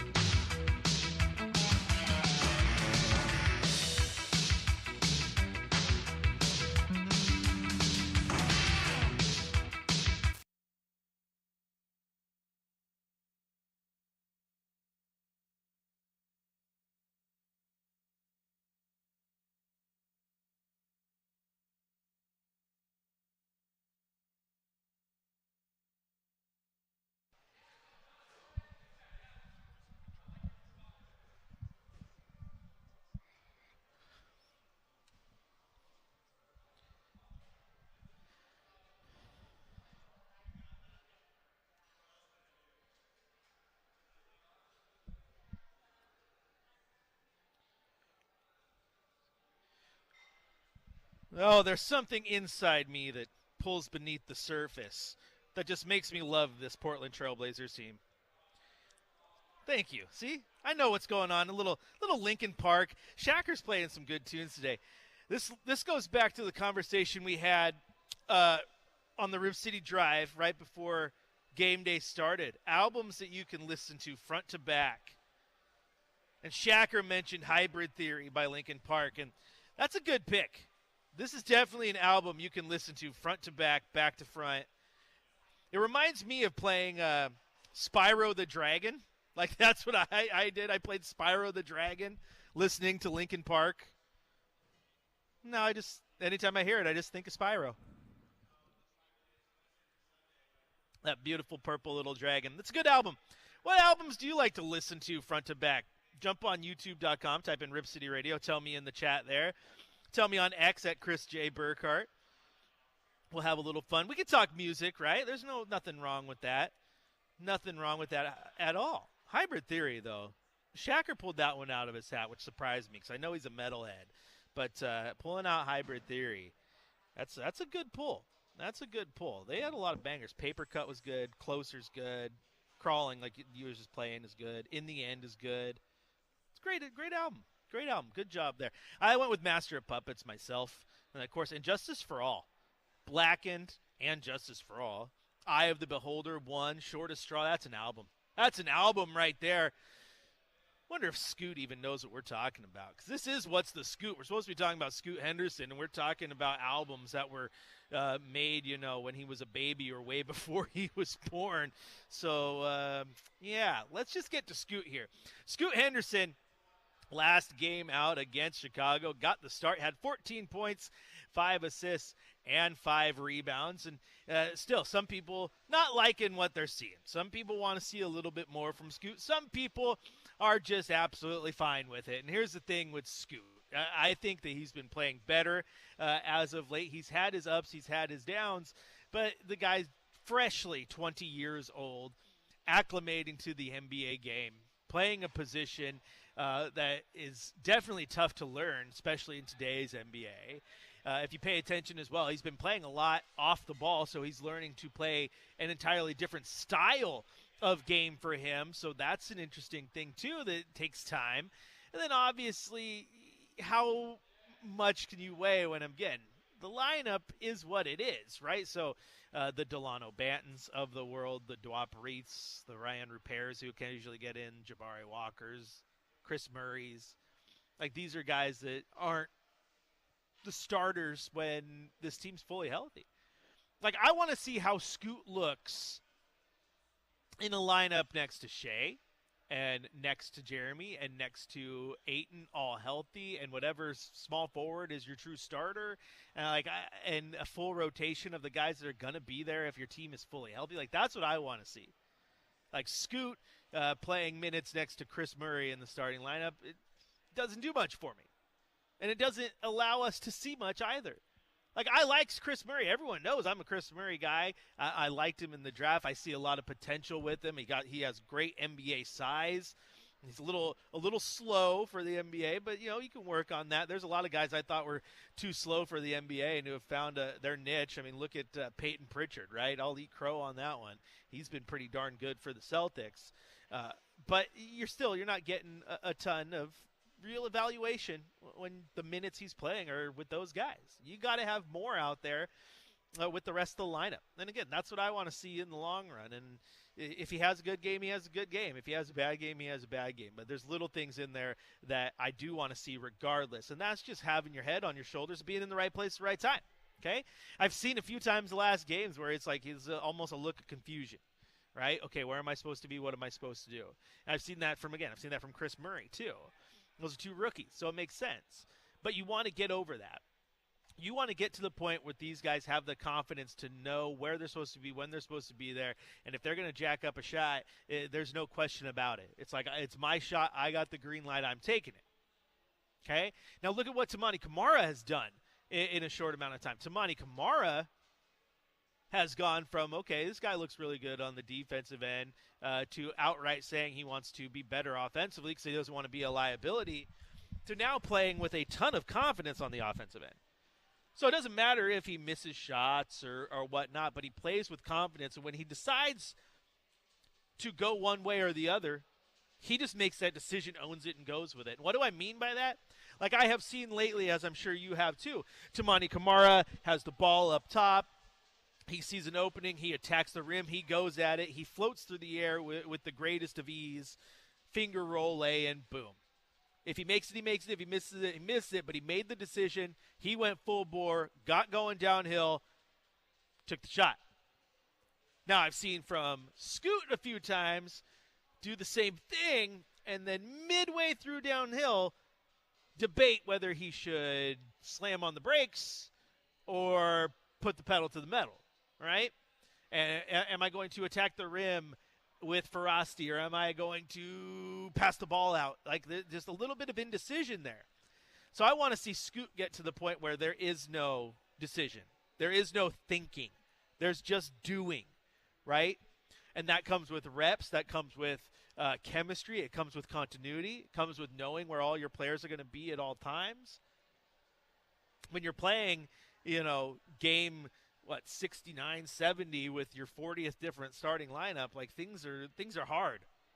Things are hard, right? You look at a team like Oklahoma City that is playing so well. It's just because they've been healthy. They've been healthy. Everybody knows what everybody's going to do. Everyone knows who likes to sit in the corner, who likes to cut, and when and how, where they like the ball placed on a pass. Little things like that, right? But that all comes with the reps and the chemistry, and then at that point, guys like Shea, they aren't thinking, they're just doing, right? Even Chet's kind of got to the point where he's not thinking, he's just doing. I know that sounds trivial. It sounds easy. It sounds almost stupid. Like, what do you mean, Burkhart? Nah, just do.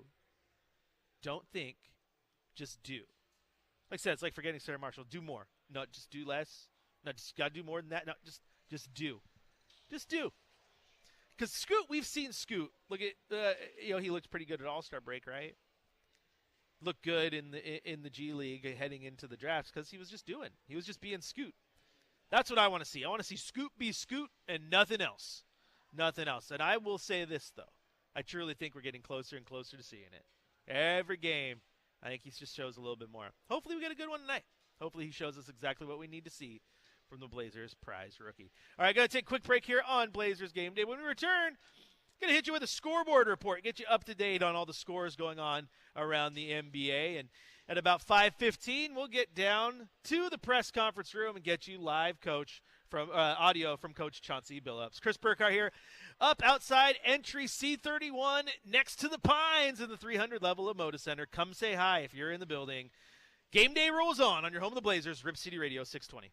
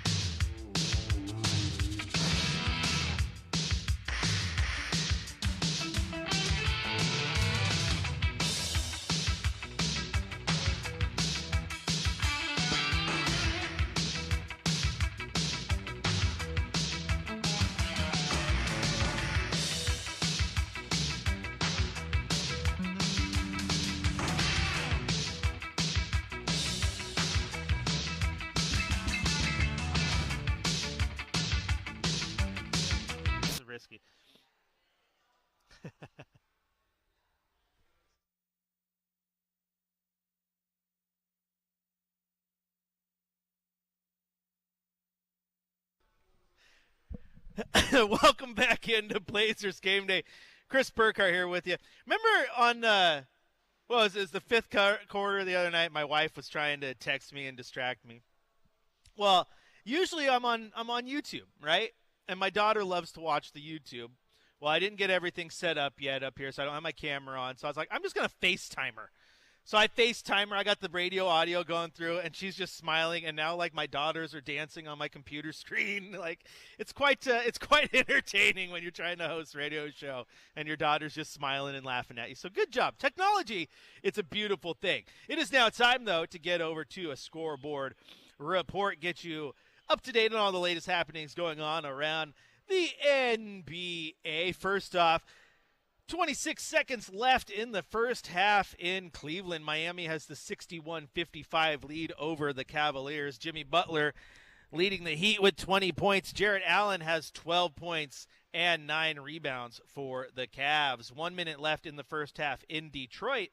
Indianapolis 56, Detroit 52. Pascal Siakam has 13 for the Pacers. Cade Cunningham has 17 and 6 for the Pistons. 2.5 left in the first quarter in Boston. Milwaukee 24. Boston 28. Chris Middleton has 8 points for Boston. Derek White has 9 points for the Celtics. Middleton has 8 points for the Bucks. Jeez, come on, Burkhardt. In Toronto, 39 seconds left in the first quarter. Kings 29, Raptors 27. Domantas Sabonis 6.7 rebounds early on for the Kings. He's been a machine there when it comes to the double-doubles, and he darn near has one there in the first quarter. He'll have one by halftime. Kelly Olynyk has 5 points for the Raptors. And games yet to be played tonight. At 5 o'clock, you'll have Utah tipping off against the Thunder in OKC. Memphis taking the court at Golden State. The 76ers make a stop in Phoenix to take on the Suns. And, of course, at 7 p.m., it is the Los Angeles Clippers versus your Portland Trailblazers right here inside Moda Center. That's your scoreboard update. That was fun. Shout out to the family over there watching me on FaceTime now, since that's how we got to do it. Technology, man. It is a beautiful thing. It is a beautiful thing. Now, I just got to point out, we were talking about music earlier. Shacker wanted to mention that he does enjoy Ghost and Typo Negative, but he doesn't like mentioning that because, you know, I do know he's played Typo Negative one time as bump music, and Chad was like, what is that? The heck kind of music are you playing? I don't know. As soon as October hits, I feel like Black Number One is mandatory listening. It just gets you in the Halloween mood. So there is that. Music. We were talking music. So if you have albums you want to talk about, hit us up. YouTube.com. Type in Rip City Radio. Give us your choices on the best albums to go through. Rachel did like George Michael's Faith album, which is why Shacker came in with a little bit of George Michael, so shout out there. Candlebox's first album is what Jim says. Let's see, quick check-in. Iron Maiden, Brave New World, says Bricks and Joysticks. Megadeth, Rust in Peace. Oh, those are two good ones. Those are two good ones right there. I've been into Iron Maiden lately because Dead by Daylight is a game I love to play, and they did an Iron Maiden crossover, and now you can have your killer dress as Eddie, and like Fear of the Dark is a pretty awesome song. So yeah, there you go. Good albums to pick from. Now I want to talk about Scoot again for a second though, because we did talk about how I want to see more from him, and development is key. But one thing I think is crucial down the stretch here is getting him on the court as often as possible. And I don't think there is an excuse, and I said this last game as well, for Delano Banton or Jabari Walker even to be playing more minutes than Scoot, right? Now, I know people will get mad at me because I said that a while back when Carmelo Anthony was here. And, the Carmelo Anthony versus Gary Trent. Because I wrote an article back when I was working for NBC about how Gary Trent should be on the floor more than Carmelo Anthony at the time. Develop your young players. he's taking – oh, they don't even play the same position. That's not how minutes work, guys. It's not this perfect little breakdown of minutes that says, okay, the shooting guard gets 40, and so then the other shooting guard only gets 8. Like, no, that's just not how minutes work. You can play 5 shooting guards on the floor one time if you want, right? So that's not how minutes truly break down. But I do look at the box score, and I'm sitting there, okay, Walker at 33, I'm fine with that. I'm not saying he has to play less than Scoot because I like Jabari Walker. I think he's got a future not only in Portland but in this league. He's going to be a great rotation player, already is. But Delano Banton at 33 minutes with Scoots at 30, I don't like that. I don't like that. Scoot should be playing more than Delano Banton. Delano Banton is on his 3rd team in, 2 years? And came in here via a second-round pick, and Scoot was your 3rd overall pick. Scoot needs to be on the floor as much as possible. Play him 40 minutes a night. See what you get. I said this last game, and I hold to it now. Like, I want to throw into the fire in a way that if he faces early adversity in the game, see how he reacts to it. See how he comes out on the back end. If he picks up 2 fouls in the first 5 minutes of the game, don't sub him out for fear that he might foul out. Keep him in. See how he adjusts his game. How does he attack the basket with 2 fouls early? How does he adjust defensively with 2 fouls early? Like, I want to see that from him. That's what I want to see. Big minutes and big games. And if he stumbles and falls, he stumbles and falls. But the best way to get better and figure out who he's going to be and what you want is to get, time. It's like working out, right? Working out. My wife just started doing some personal training again. It makes me think of the gym.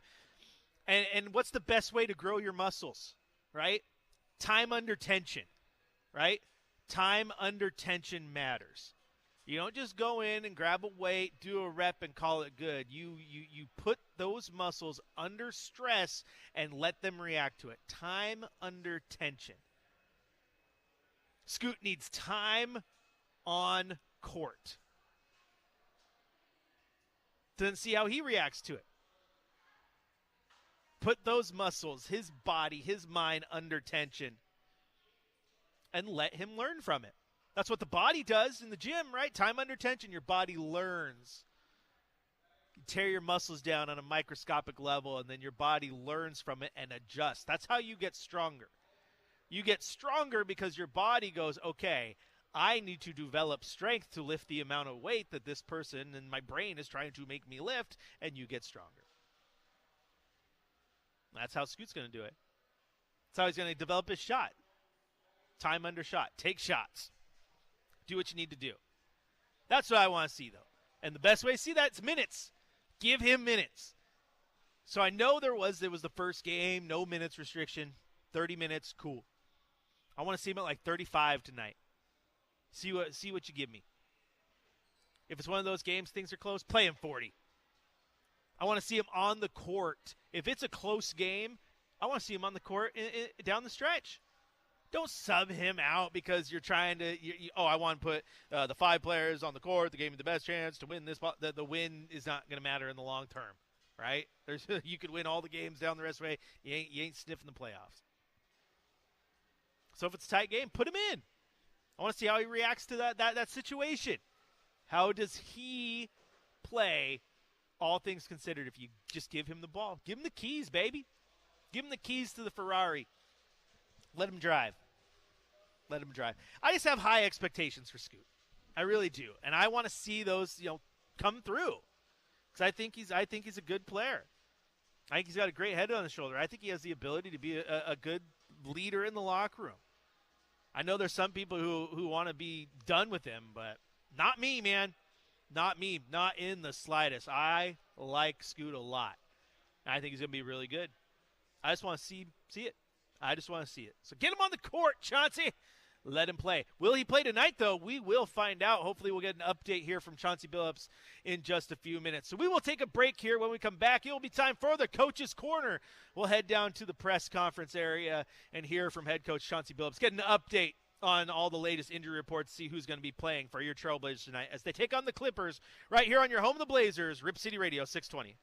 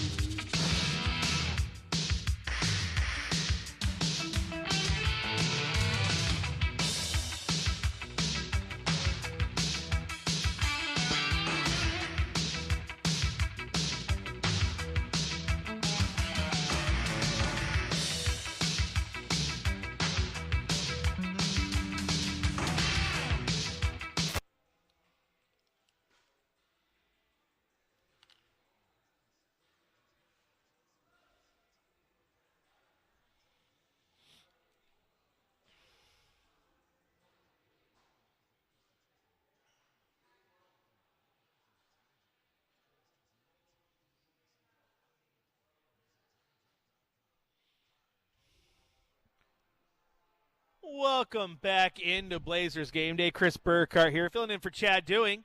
Chad will have the Blazers pregame show for you in about 45 minutes here on Rip City Radio 620. I am outside entry C31, up next to the Pines in level 300. So if you get into the stadium, you want to come say hi, come do so. We are just waiting for Chauncey Billups to take the podium. As soon as he does, Michael Shacker will hit that button. You'll hear audio, and I'll just say, there it is. Let's go listen.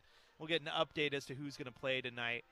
I'm over here. I can't see much. Shacker does tell me Scoot's out there looking like he's having fun, dribbling the ball around. We'll see if he's going to be in the starting lineup tonight again.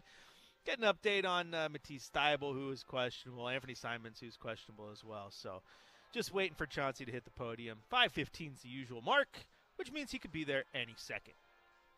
But if you got any questions in the meantime, 503-248-0620 is your telephone number.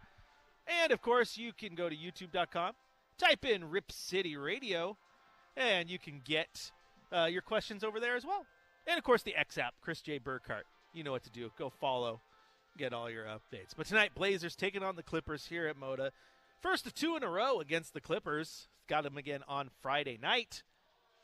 And then they got the Denver Nuggets on Saturday. So a nice little 3-game stretch here before going back on the road for a gauntlet of a 7-game trip. I think what was the mass 7 games in 15 days? That's a lot of airport living. That is a lot of airport living. I've done that one before, and that is no fun. That's exhausting, even if you're traveling charter. So that one's going to be fun. And the season, it's right here, man. We're towards the end. We hit the last corner. We can see the finish line. And now it's just a matter of time to see how this thing ends. How do they put a bow on it? And what is the offseason going to look like?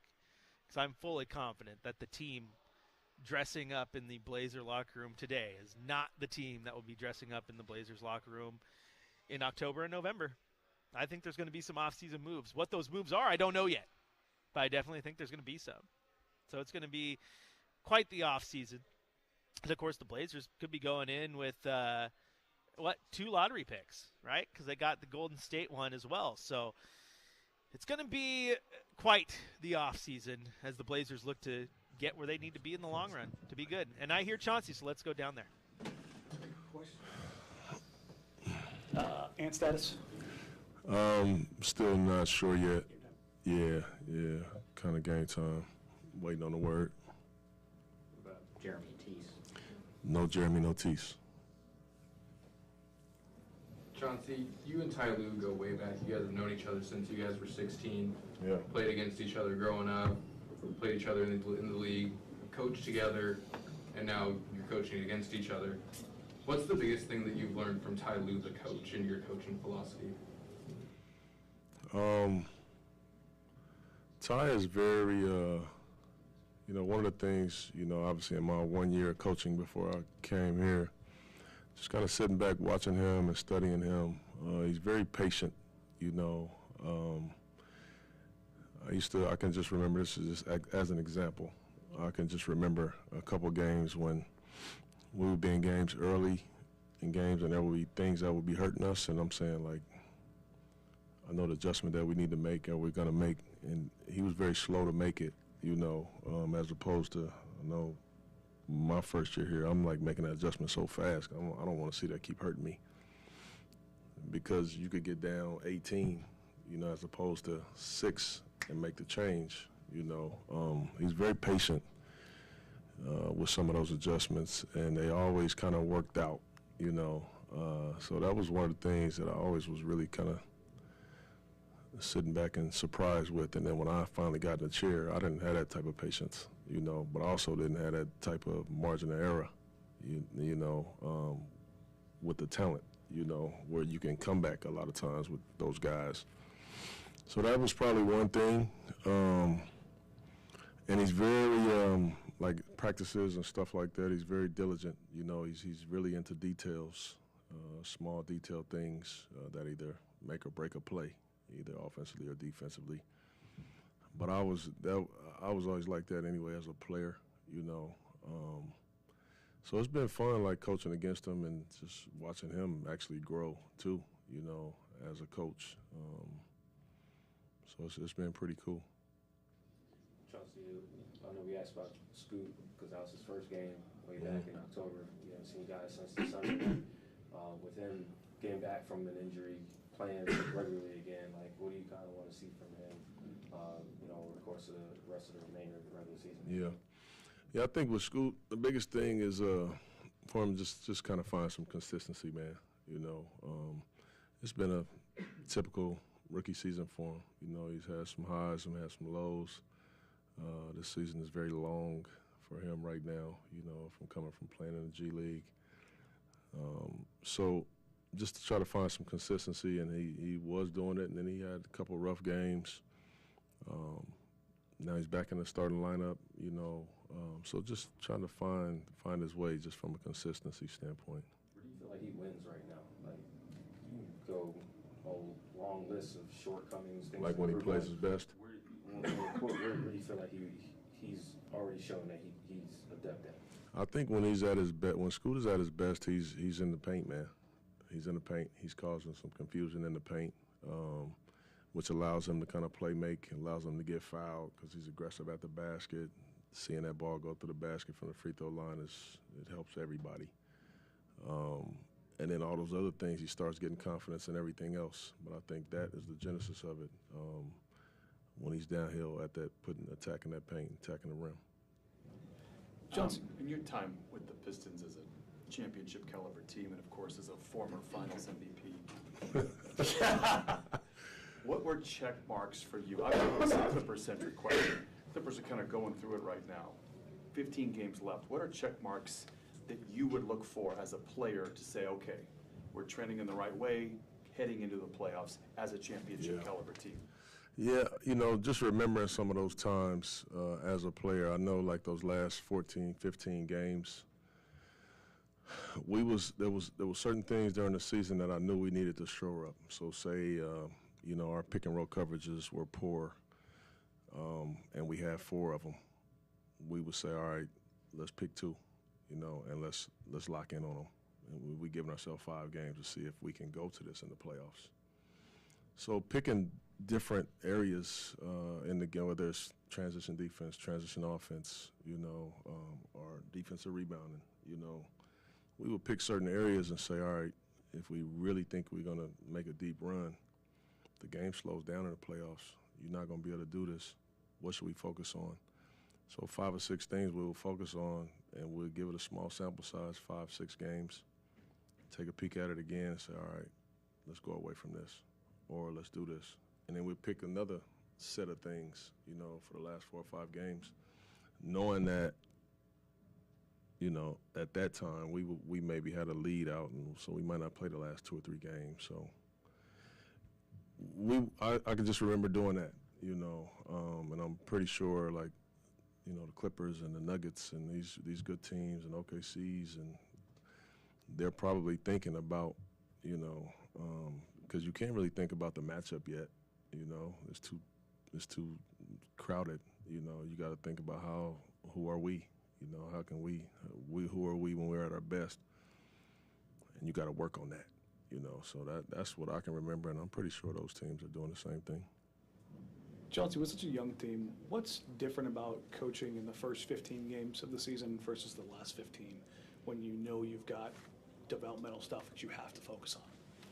Well, the first 15 games, all 30 teams believe that they got a chance to make the playoffs and win, and not only that, you've been working out all summer, to show what you've improved on or to show what you got, or the enthusiasm is incredible at that time. As opposed to the last 15 games, we all know where we're at. You got teams like us that we know we're not going to make the playoffs, but we still playing for something as far as development and our young guys trying to improve who they could be in the league. And then you got guys like the Clippers who are saying, man, we could maybe get the top seed, So that's the biggest difference, and it's just like 2 different seasons, to be honest with you. How do you coach differently for those guys? Like, how does the messaging change, and what does the focus change as far as like what you're working on? For me, it's cool because we get to play against these teams that are playing like they need all these wins, So we're playing. And we know that, obviously, we're not going to make it to the playoffs this year, but we're playing against teams, so these are good opportunities for our young guys to play against dudes that are actually playing for something. So it allows me, you know, as a coach to coach them and show them and teach them, you know, and let them understand, like, how important it is. You know, for instance, last game, playing in Chicago, and it was a one-possession game, you know, some great moments in the game. We called timeout, dropped last second. Well, not last second, but, you know, an opportunity trying to get Ant to his right hand, and 3 people are mixed up on the play, you know. And it sucked, but it also gave me an opportunity to teach them, like literally right after the game, and say, I went over it once in the timeout. I actually went over it twice. I asked, is everybody, we good? You got it, we good? It's the time and we straight. And we get out there and everybody kind of froze, you know. So just teachable moments like that where it allows me, you know, to really teach, but it also is tough in the moment too. What would Larry Brown say if you guys did that? We would have never got on that bus, man. He still would be talking, man. But, you know, that's how you learn, though. That's how you learn, you know. Pink.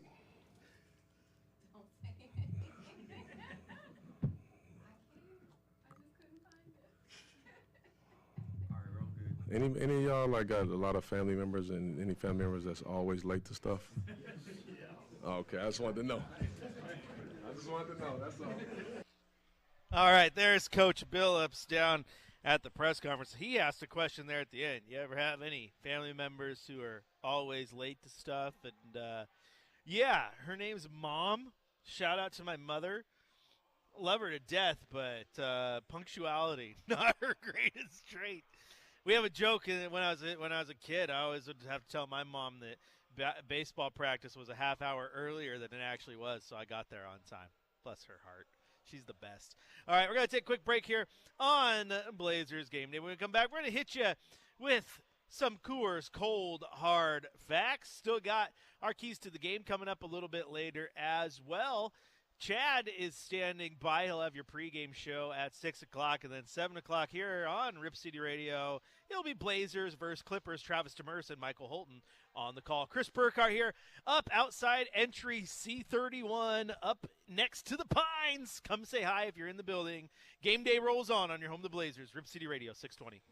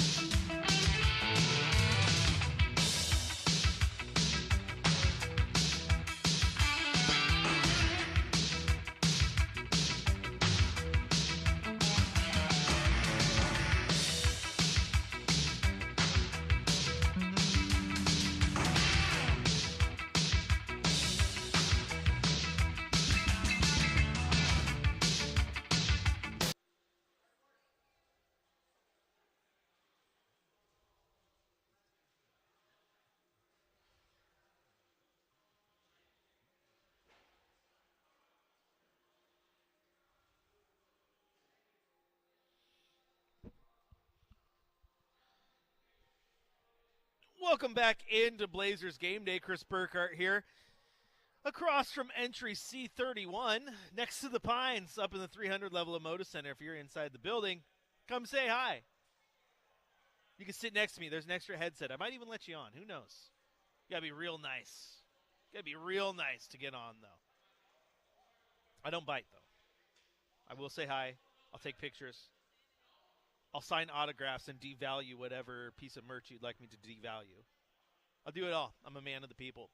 All right, it is now time for your Coors Cold Hard Facts. And it's just something I've already said. Scoot needs to get in there tonight. Scoot needs to be aggressive. And when he does that, you're going to see the best Scoot. That's a fact. And, you know, it's not something that we've just said. I mean, it's something that you just heard Coach Billups say in his pregame availability. He was asked when is Scoot at his best, and he thinks Scoot's at his best in the paint, when he is attacking the rim and he is making defenders have to guess a little bit and figure out what's going on with him, because he's really good at it. Let me tell you what, he has athleticism in bounds. So yeah, that it's factual. He's really good at that, and I want to see more of it. I absolutely want to see more of it. I think another cold hard fact tonight is, as good as this game is going to be, I don't believe in the Clippers come postseason time. That's just me. I don't know about you, but the Clippers are going to clip it, right? You know, if you're a college football fan of the now defunct Pac-12 RIP, you understand what I say when I say cooged it, right? I don't have to explain what cooged it means. You know what cooged it means. Well, in the NBA, they clipped it. Clipped it might be a thing. The Clippers might be the one team, more so than any other, that for some reason you just cannot trust to get it done. We'll see what happens tonight. I mean, the wins will help. They are currently sitting, in fourth position in the West, so wins matter to them. They are 5 games back of first place. Oklahoma City tied with Denver, Minnesota in third, 1 game back, and then the Clippers. So the wins matter, but they are losers of 2 in a row, 5 of 5 in their last 10, not clicking on all cylinders. Maybe the Blazers are what they might call a, air quotes, get right game. I still don't believe them in the long run. I just don't. And this is another cold hard fact, and I want to dive into this one, okay? This one might take a minute. But let's go to the good, friendly X app, shall we? And some people will, they'll say the darndest things, right? There used to be a show about it. It was kids say the darndest things. But, really, it's not kids say the darndest things. It's people say the darndest things. So if you are active on NBA social, you know the name Nate Jones. He's been around for a while, has a good following. He's close friends with Dame. He actually partnered with Dame as part of the Move-In Soles, the company there for the insoles. So he knows what he's talking about a lot of the time with basketball. But for everyone who knows what they're talking about, they also don't know what they're talking about. And I say that as someone who gets paid to put a headset on and talk about basketball. We all have bad takes, right? Everybody has bad takes. This one might be one of the worst, though. Nate Jones went on Twitter and he said, I actually think League Pass is a net negative for the NBA. Too much access to games has made games carry less weight and meaning. I think if you're going to have League Pass, it should be very expensive, except for maybe 1 or 2 days a week. What? If you want to watch the game you love, it should cost you an arm and a leg to do so because there's too much access to the game? What? Cold hard fact, that's a trash take. And I don't like saying that because, I have trash takes too. But you got to call it out. That's just terrible. That's terrible. There is no way that having more access than ever is bad for the NBA. Now, what's bad for the NBA is sitting players and not knowing who's going to be playing all the time, tanking. Those are bad. But having access to watch games, no. If you're like me, you grew up, you developed your basketball fanhood in the 90s. I liked the Knicks. I liked the Pacers. I liked watching those games. I only got to watch them come playoff time, or the 2 times a year they played the Blazers.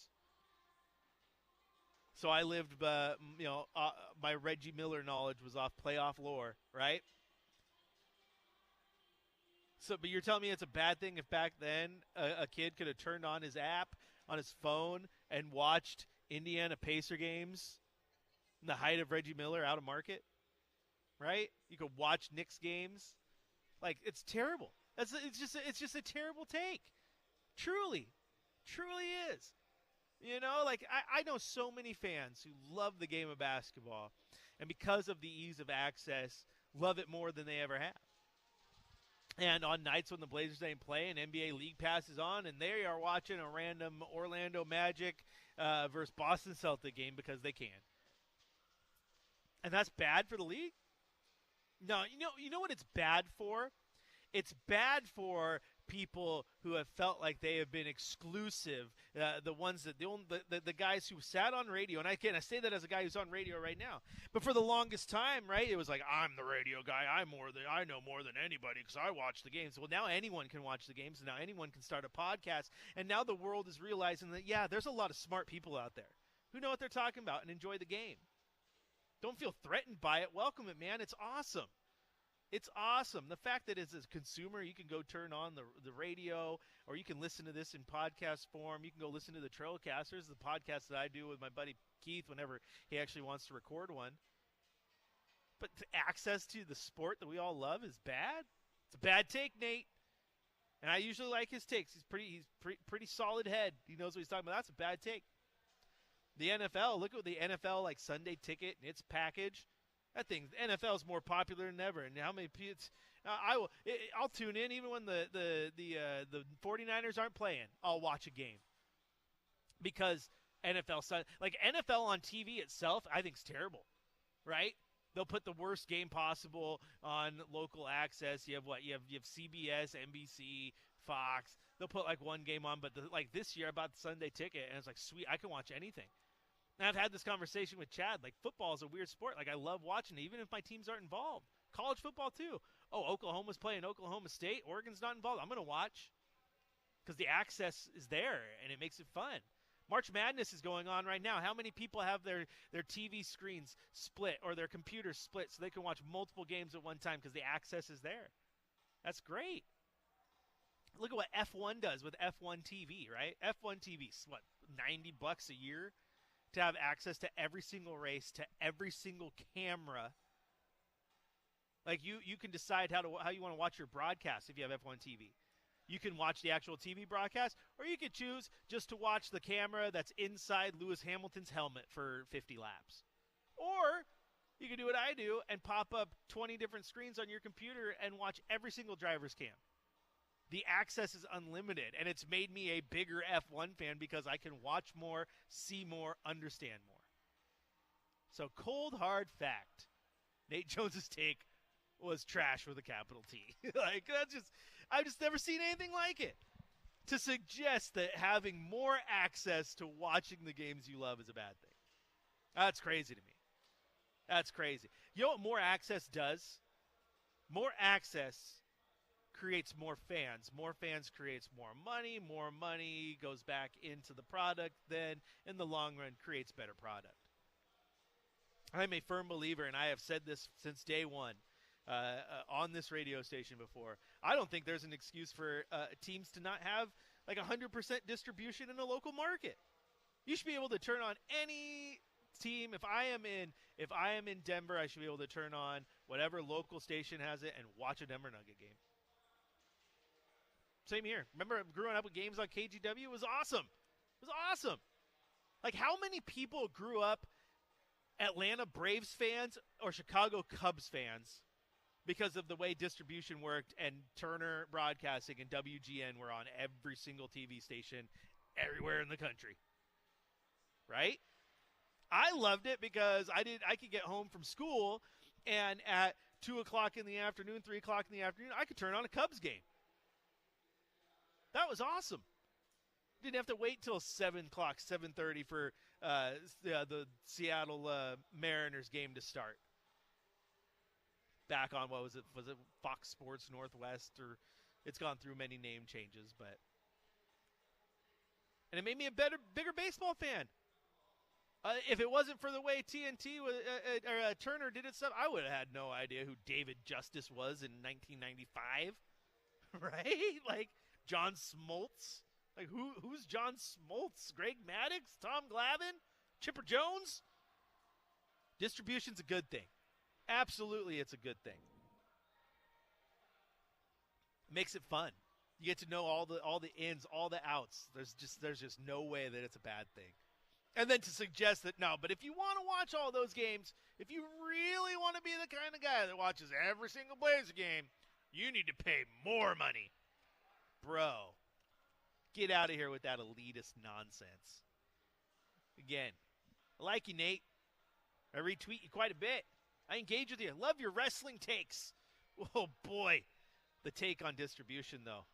That's a capital L. Capital L. If there ever were an L in Twitter history, it belongs to you. Brutal. All right, we're going to take a quick break here. When we come back, we're going to hit you with our keys to the game. I'm going to tell you what the Blazers need to do to get the upset victory over the Los Angeles Clippers here at Moda tonight. I am Chris Burkhardt. I'm outside entry C31 up in the Pines. Come say hi if you're in the building. If not, there's other games too. Game day rolls on. Right here on your home of the Blazers, Rip City Radio 620.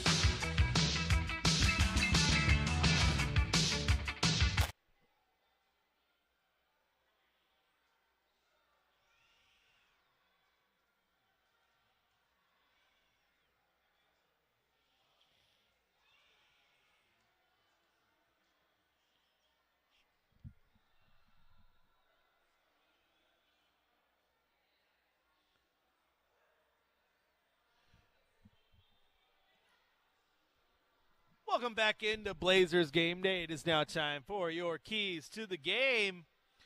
I don't know if I can focus, though. We got under 4 minutes left in overtime in Dayton. Grambling State with a 3-point lead over Montana State in the first 4 going on. Oh, they got a Matisse Steibel-esque block of the 3 there. 3.5 minutes left. Gosh, March Madness is the best. I got ridiculed at work today because I said I don't like college basketball that much. I don't. Like regular season college basketball, like I'll watch it, like come on, but like it can get boring. March Madness though, March Madness is like, it's one of the best sporting events out there. Like absolutely it is. Doesn't get better than a nice Cinderella run, watching some upsets, enjoying it, checking in on your bracket nonstop like you think you're going to be the one person who finally has a perfect bracket for the first time ever. You're going to be that guy. March Madness is the best, the absolute best. But it is time for keys to the game, and it is going to be tough because I don't know if you heard Chauncey Billups say earlier, but Jeremy Grant and Matisse Steibel are out tonight. So there goes your starting power forward and a guy in Matisse who has been in and out of your starting lineup all season long, been one of your best defensive players. That makes it a lot tougher of a go. Anthony Simons is questionable still, and sounds like he's going to be a game time decision. So you don't know exactly what the roster is going to look like. So going into the game already, it becomes a bit of a tough go for your Trailblazers. But realistically, things that need to happen for your Blazers to have their best chance and have their best game is, first off, you got to find ways to score the ball. I know that's, again, that's how you win games, right? You score more points than the other team. The Clippers coming in averaging 116 or they're so right around there. The Blazers third lowest in the league at 107. So it's a game where if it gets into trying to exchange buckets, it leans in favor of the Clippers. So you got to find ways to get easy buckets. If you get to the line, take advantage of those free throws and get those easy points. This is where guys like Delano Banton, who likes to attack the rim, Tamani Kamara, who likes to attack the rim, and Scoot Henderson, who plays well in doing so as well, come in key because now they can attack the rim, get fouled, get to the free throw line, get easy buckets. And that's one of those things that's going to matter in the long run because the Clippers team, they know how to score. They absolutely know how to score. Now, another place where I think Portland can have a good game and set themselves apart a little bit here and get them in a good spot to maybe get out on the break, get easy buckets, and that's just clean the glass. Jabari Walker, he had 10 against the Bulls. DeAndre Ayton has been incredible. Now, the Blazers coming into the game, they average 42 rebounds per game total, which is the 5th worst in the league. However, the Clippers, they aren't a great rebounding team either. They average 42.6. So basically a wash there. So this is an opportunity for the Blazers to come in, attack the glass, and be advantageous in doing so because then they can get out on the break. They can get the ball out to guys like Scoot. It's going to allow DeAndre Ayton to get into a groove. Once he gets into a groove, good things happen. So win the glass game. Take advantage of easy points at the rim. Win the battle on the glass. And then the last one, and this one is basically just a key to a game. Anytime the Blazers play right now, hold on to the ball, take care of the ball. Blazers, one of the worst teams in the NBA right now when it comes to turning the ball over. In fact, they turn it over the 3rd most in the league. Utah leads the way with 15.6 turnovers per game. Detroit right behind them at 15.5. And then there is your Portland Trailblazers at 15.2. And you got to take care of the ball because you looked at the game in NOLA, you looked at the game in Chicago, and it was turnovers, especially late game turnovers, that hurt you, right? And teams are good enough against the Blazers that they're taking advantage of those turnovers, turning them into easy points, and that's how you blink and boom, you're down by 10. So you got to take care of the ball. Clean the glass, check. Take care of the ball, check. Be efficient on offense, get to the line, take advantage of your free points, check. Do those things, and you'll have a competitive game. you'll have a competitive game. Now let's look over on social media. Maybe we can get some updates here on who's actually going to be in the starting lineup tonight for your Portland Trail Blazers. Again, if you are just now tuning in right this very minute, Anthony Simons, game time decision is what it sounds like. Matisse Thybulle and Jeremy Grant are both out. And in the starting lineup against the Bulls, it was Henderson, Simons, Ayton, Murray, and Kamara. So if Jeremy Grant is a no-go, probably looking at that same starting lineup. Where it does get interesting is if Anthony Simons ends up being a late-game scratch. Do you go Delano Banton, who's been playing a lot more point guard, or do maybe throw a Rupert, throw Walker in there? That one probably makes the most sense. Go Ayton, Walker at the 5 and the 4, Tamani at the 3, Chris Murray at the 2, Scoot at the 1. But let's say that's what they go with. That just goes back to what I said earlier about consistency and chemistry and getting used to playing with each other. It's hard to gauge how good Scoot is going to be if he's going out there with a lineup that has Chris Murray at shooting guard and Jabari Walker at starting power forward. Like, these are not the guys who are going to be in that starting lineup next year. Those are guys who are going to be battling for the fringe rotation minutes. I mean, Jabari, I think, is definitely a bench guy, but Chris is on the fringe. And if you're sitting there in the starting lineup, that's what Scoot has to go play with to figure out, makes it tough. It absolutely makes it tough. Makes it tough for DeAndre, too. I mean, this season has been so long, my friends. This season has been so long that you forget, like, there was a point in time where DeAndre Ayton was out there and Skylar Mays was starting a point guard. Yeah, think about that. Chew on that nugget for a second. That's how long the season's been. That's how long the season's been. So we'll see what happens tonight with the starting lineup. Again, we'll see if Ant gets in there. Game is about an hour away. Haven't seen any other official updates on social media yet. So when we get them, if we get them before the show's done, we'll get them to you. But regardless, Scoot will be out there. Tamani will be out there. Ayton will be out there in some form or the other. Biggest question going in it is what's the status of Ant. So that's how it looks tonight as the Blazers go and play the first of 2 in the row against the Clippers. And like if you haven't been paying attention or you haven't looked at the schedule lately, it's an interesting little end, a little flurry of action for your Portland Trail Blazers. So this is what the Blazers have to end the season. Okay, they're home right now. They got 3 in a row: Clippers, Nuggets. Okay, then they hit the road, 7 games. 15 days. Rockets, Hawks, Heat, Magic, Hornets, Wizards, Celtics. Back home for their final 3 games at Moda. Pelicans, Warriors, Rockets, and then end the season against the Kings. Buckle up. It's gonna be a ride. Thanks for joining in Blazers Game Day. This has been Chris Burkhart. You can follow me on Twitter at Chris J. Burkhart, but don't go anywhere. The Blazers pregame show with Chad Doing starts next. And then at 7 o'clock, it'll be Clippers, Blazers right here on Rip City Radio 620. And then after the game, you know what to do. It's the 5th quarter with Chris Burkhart. Come join the chat. Hopefully we're breaking down a Blazers victory. We'll see ya in the 5th quarter.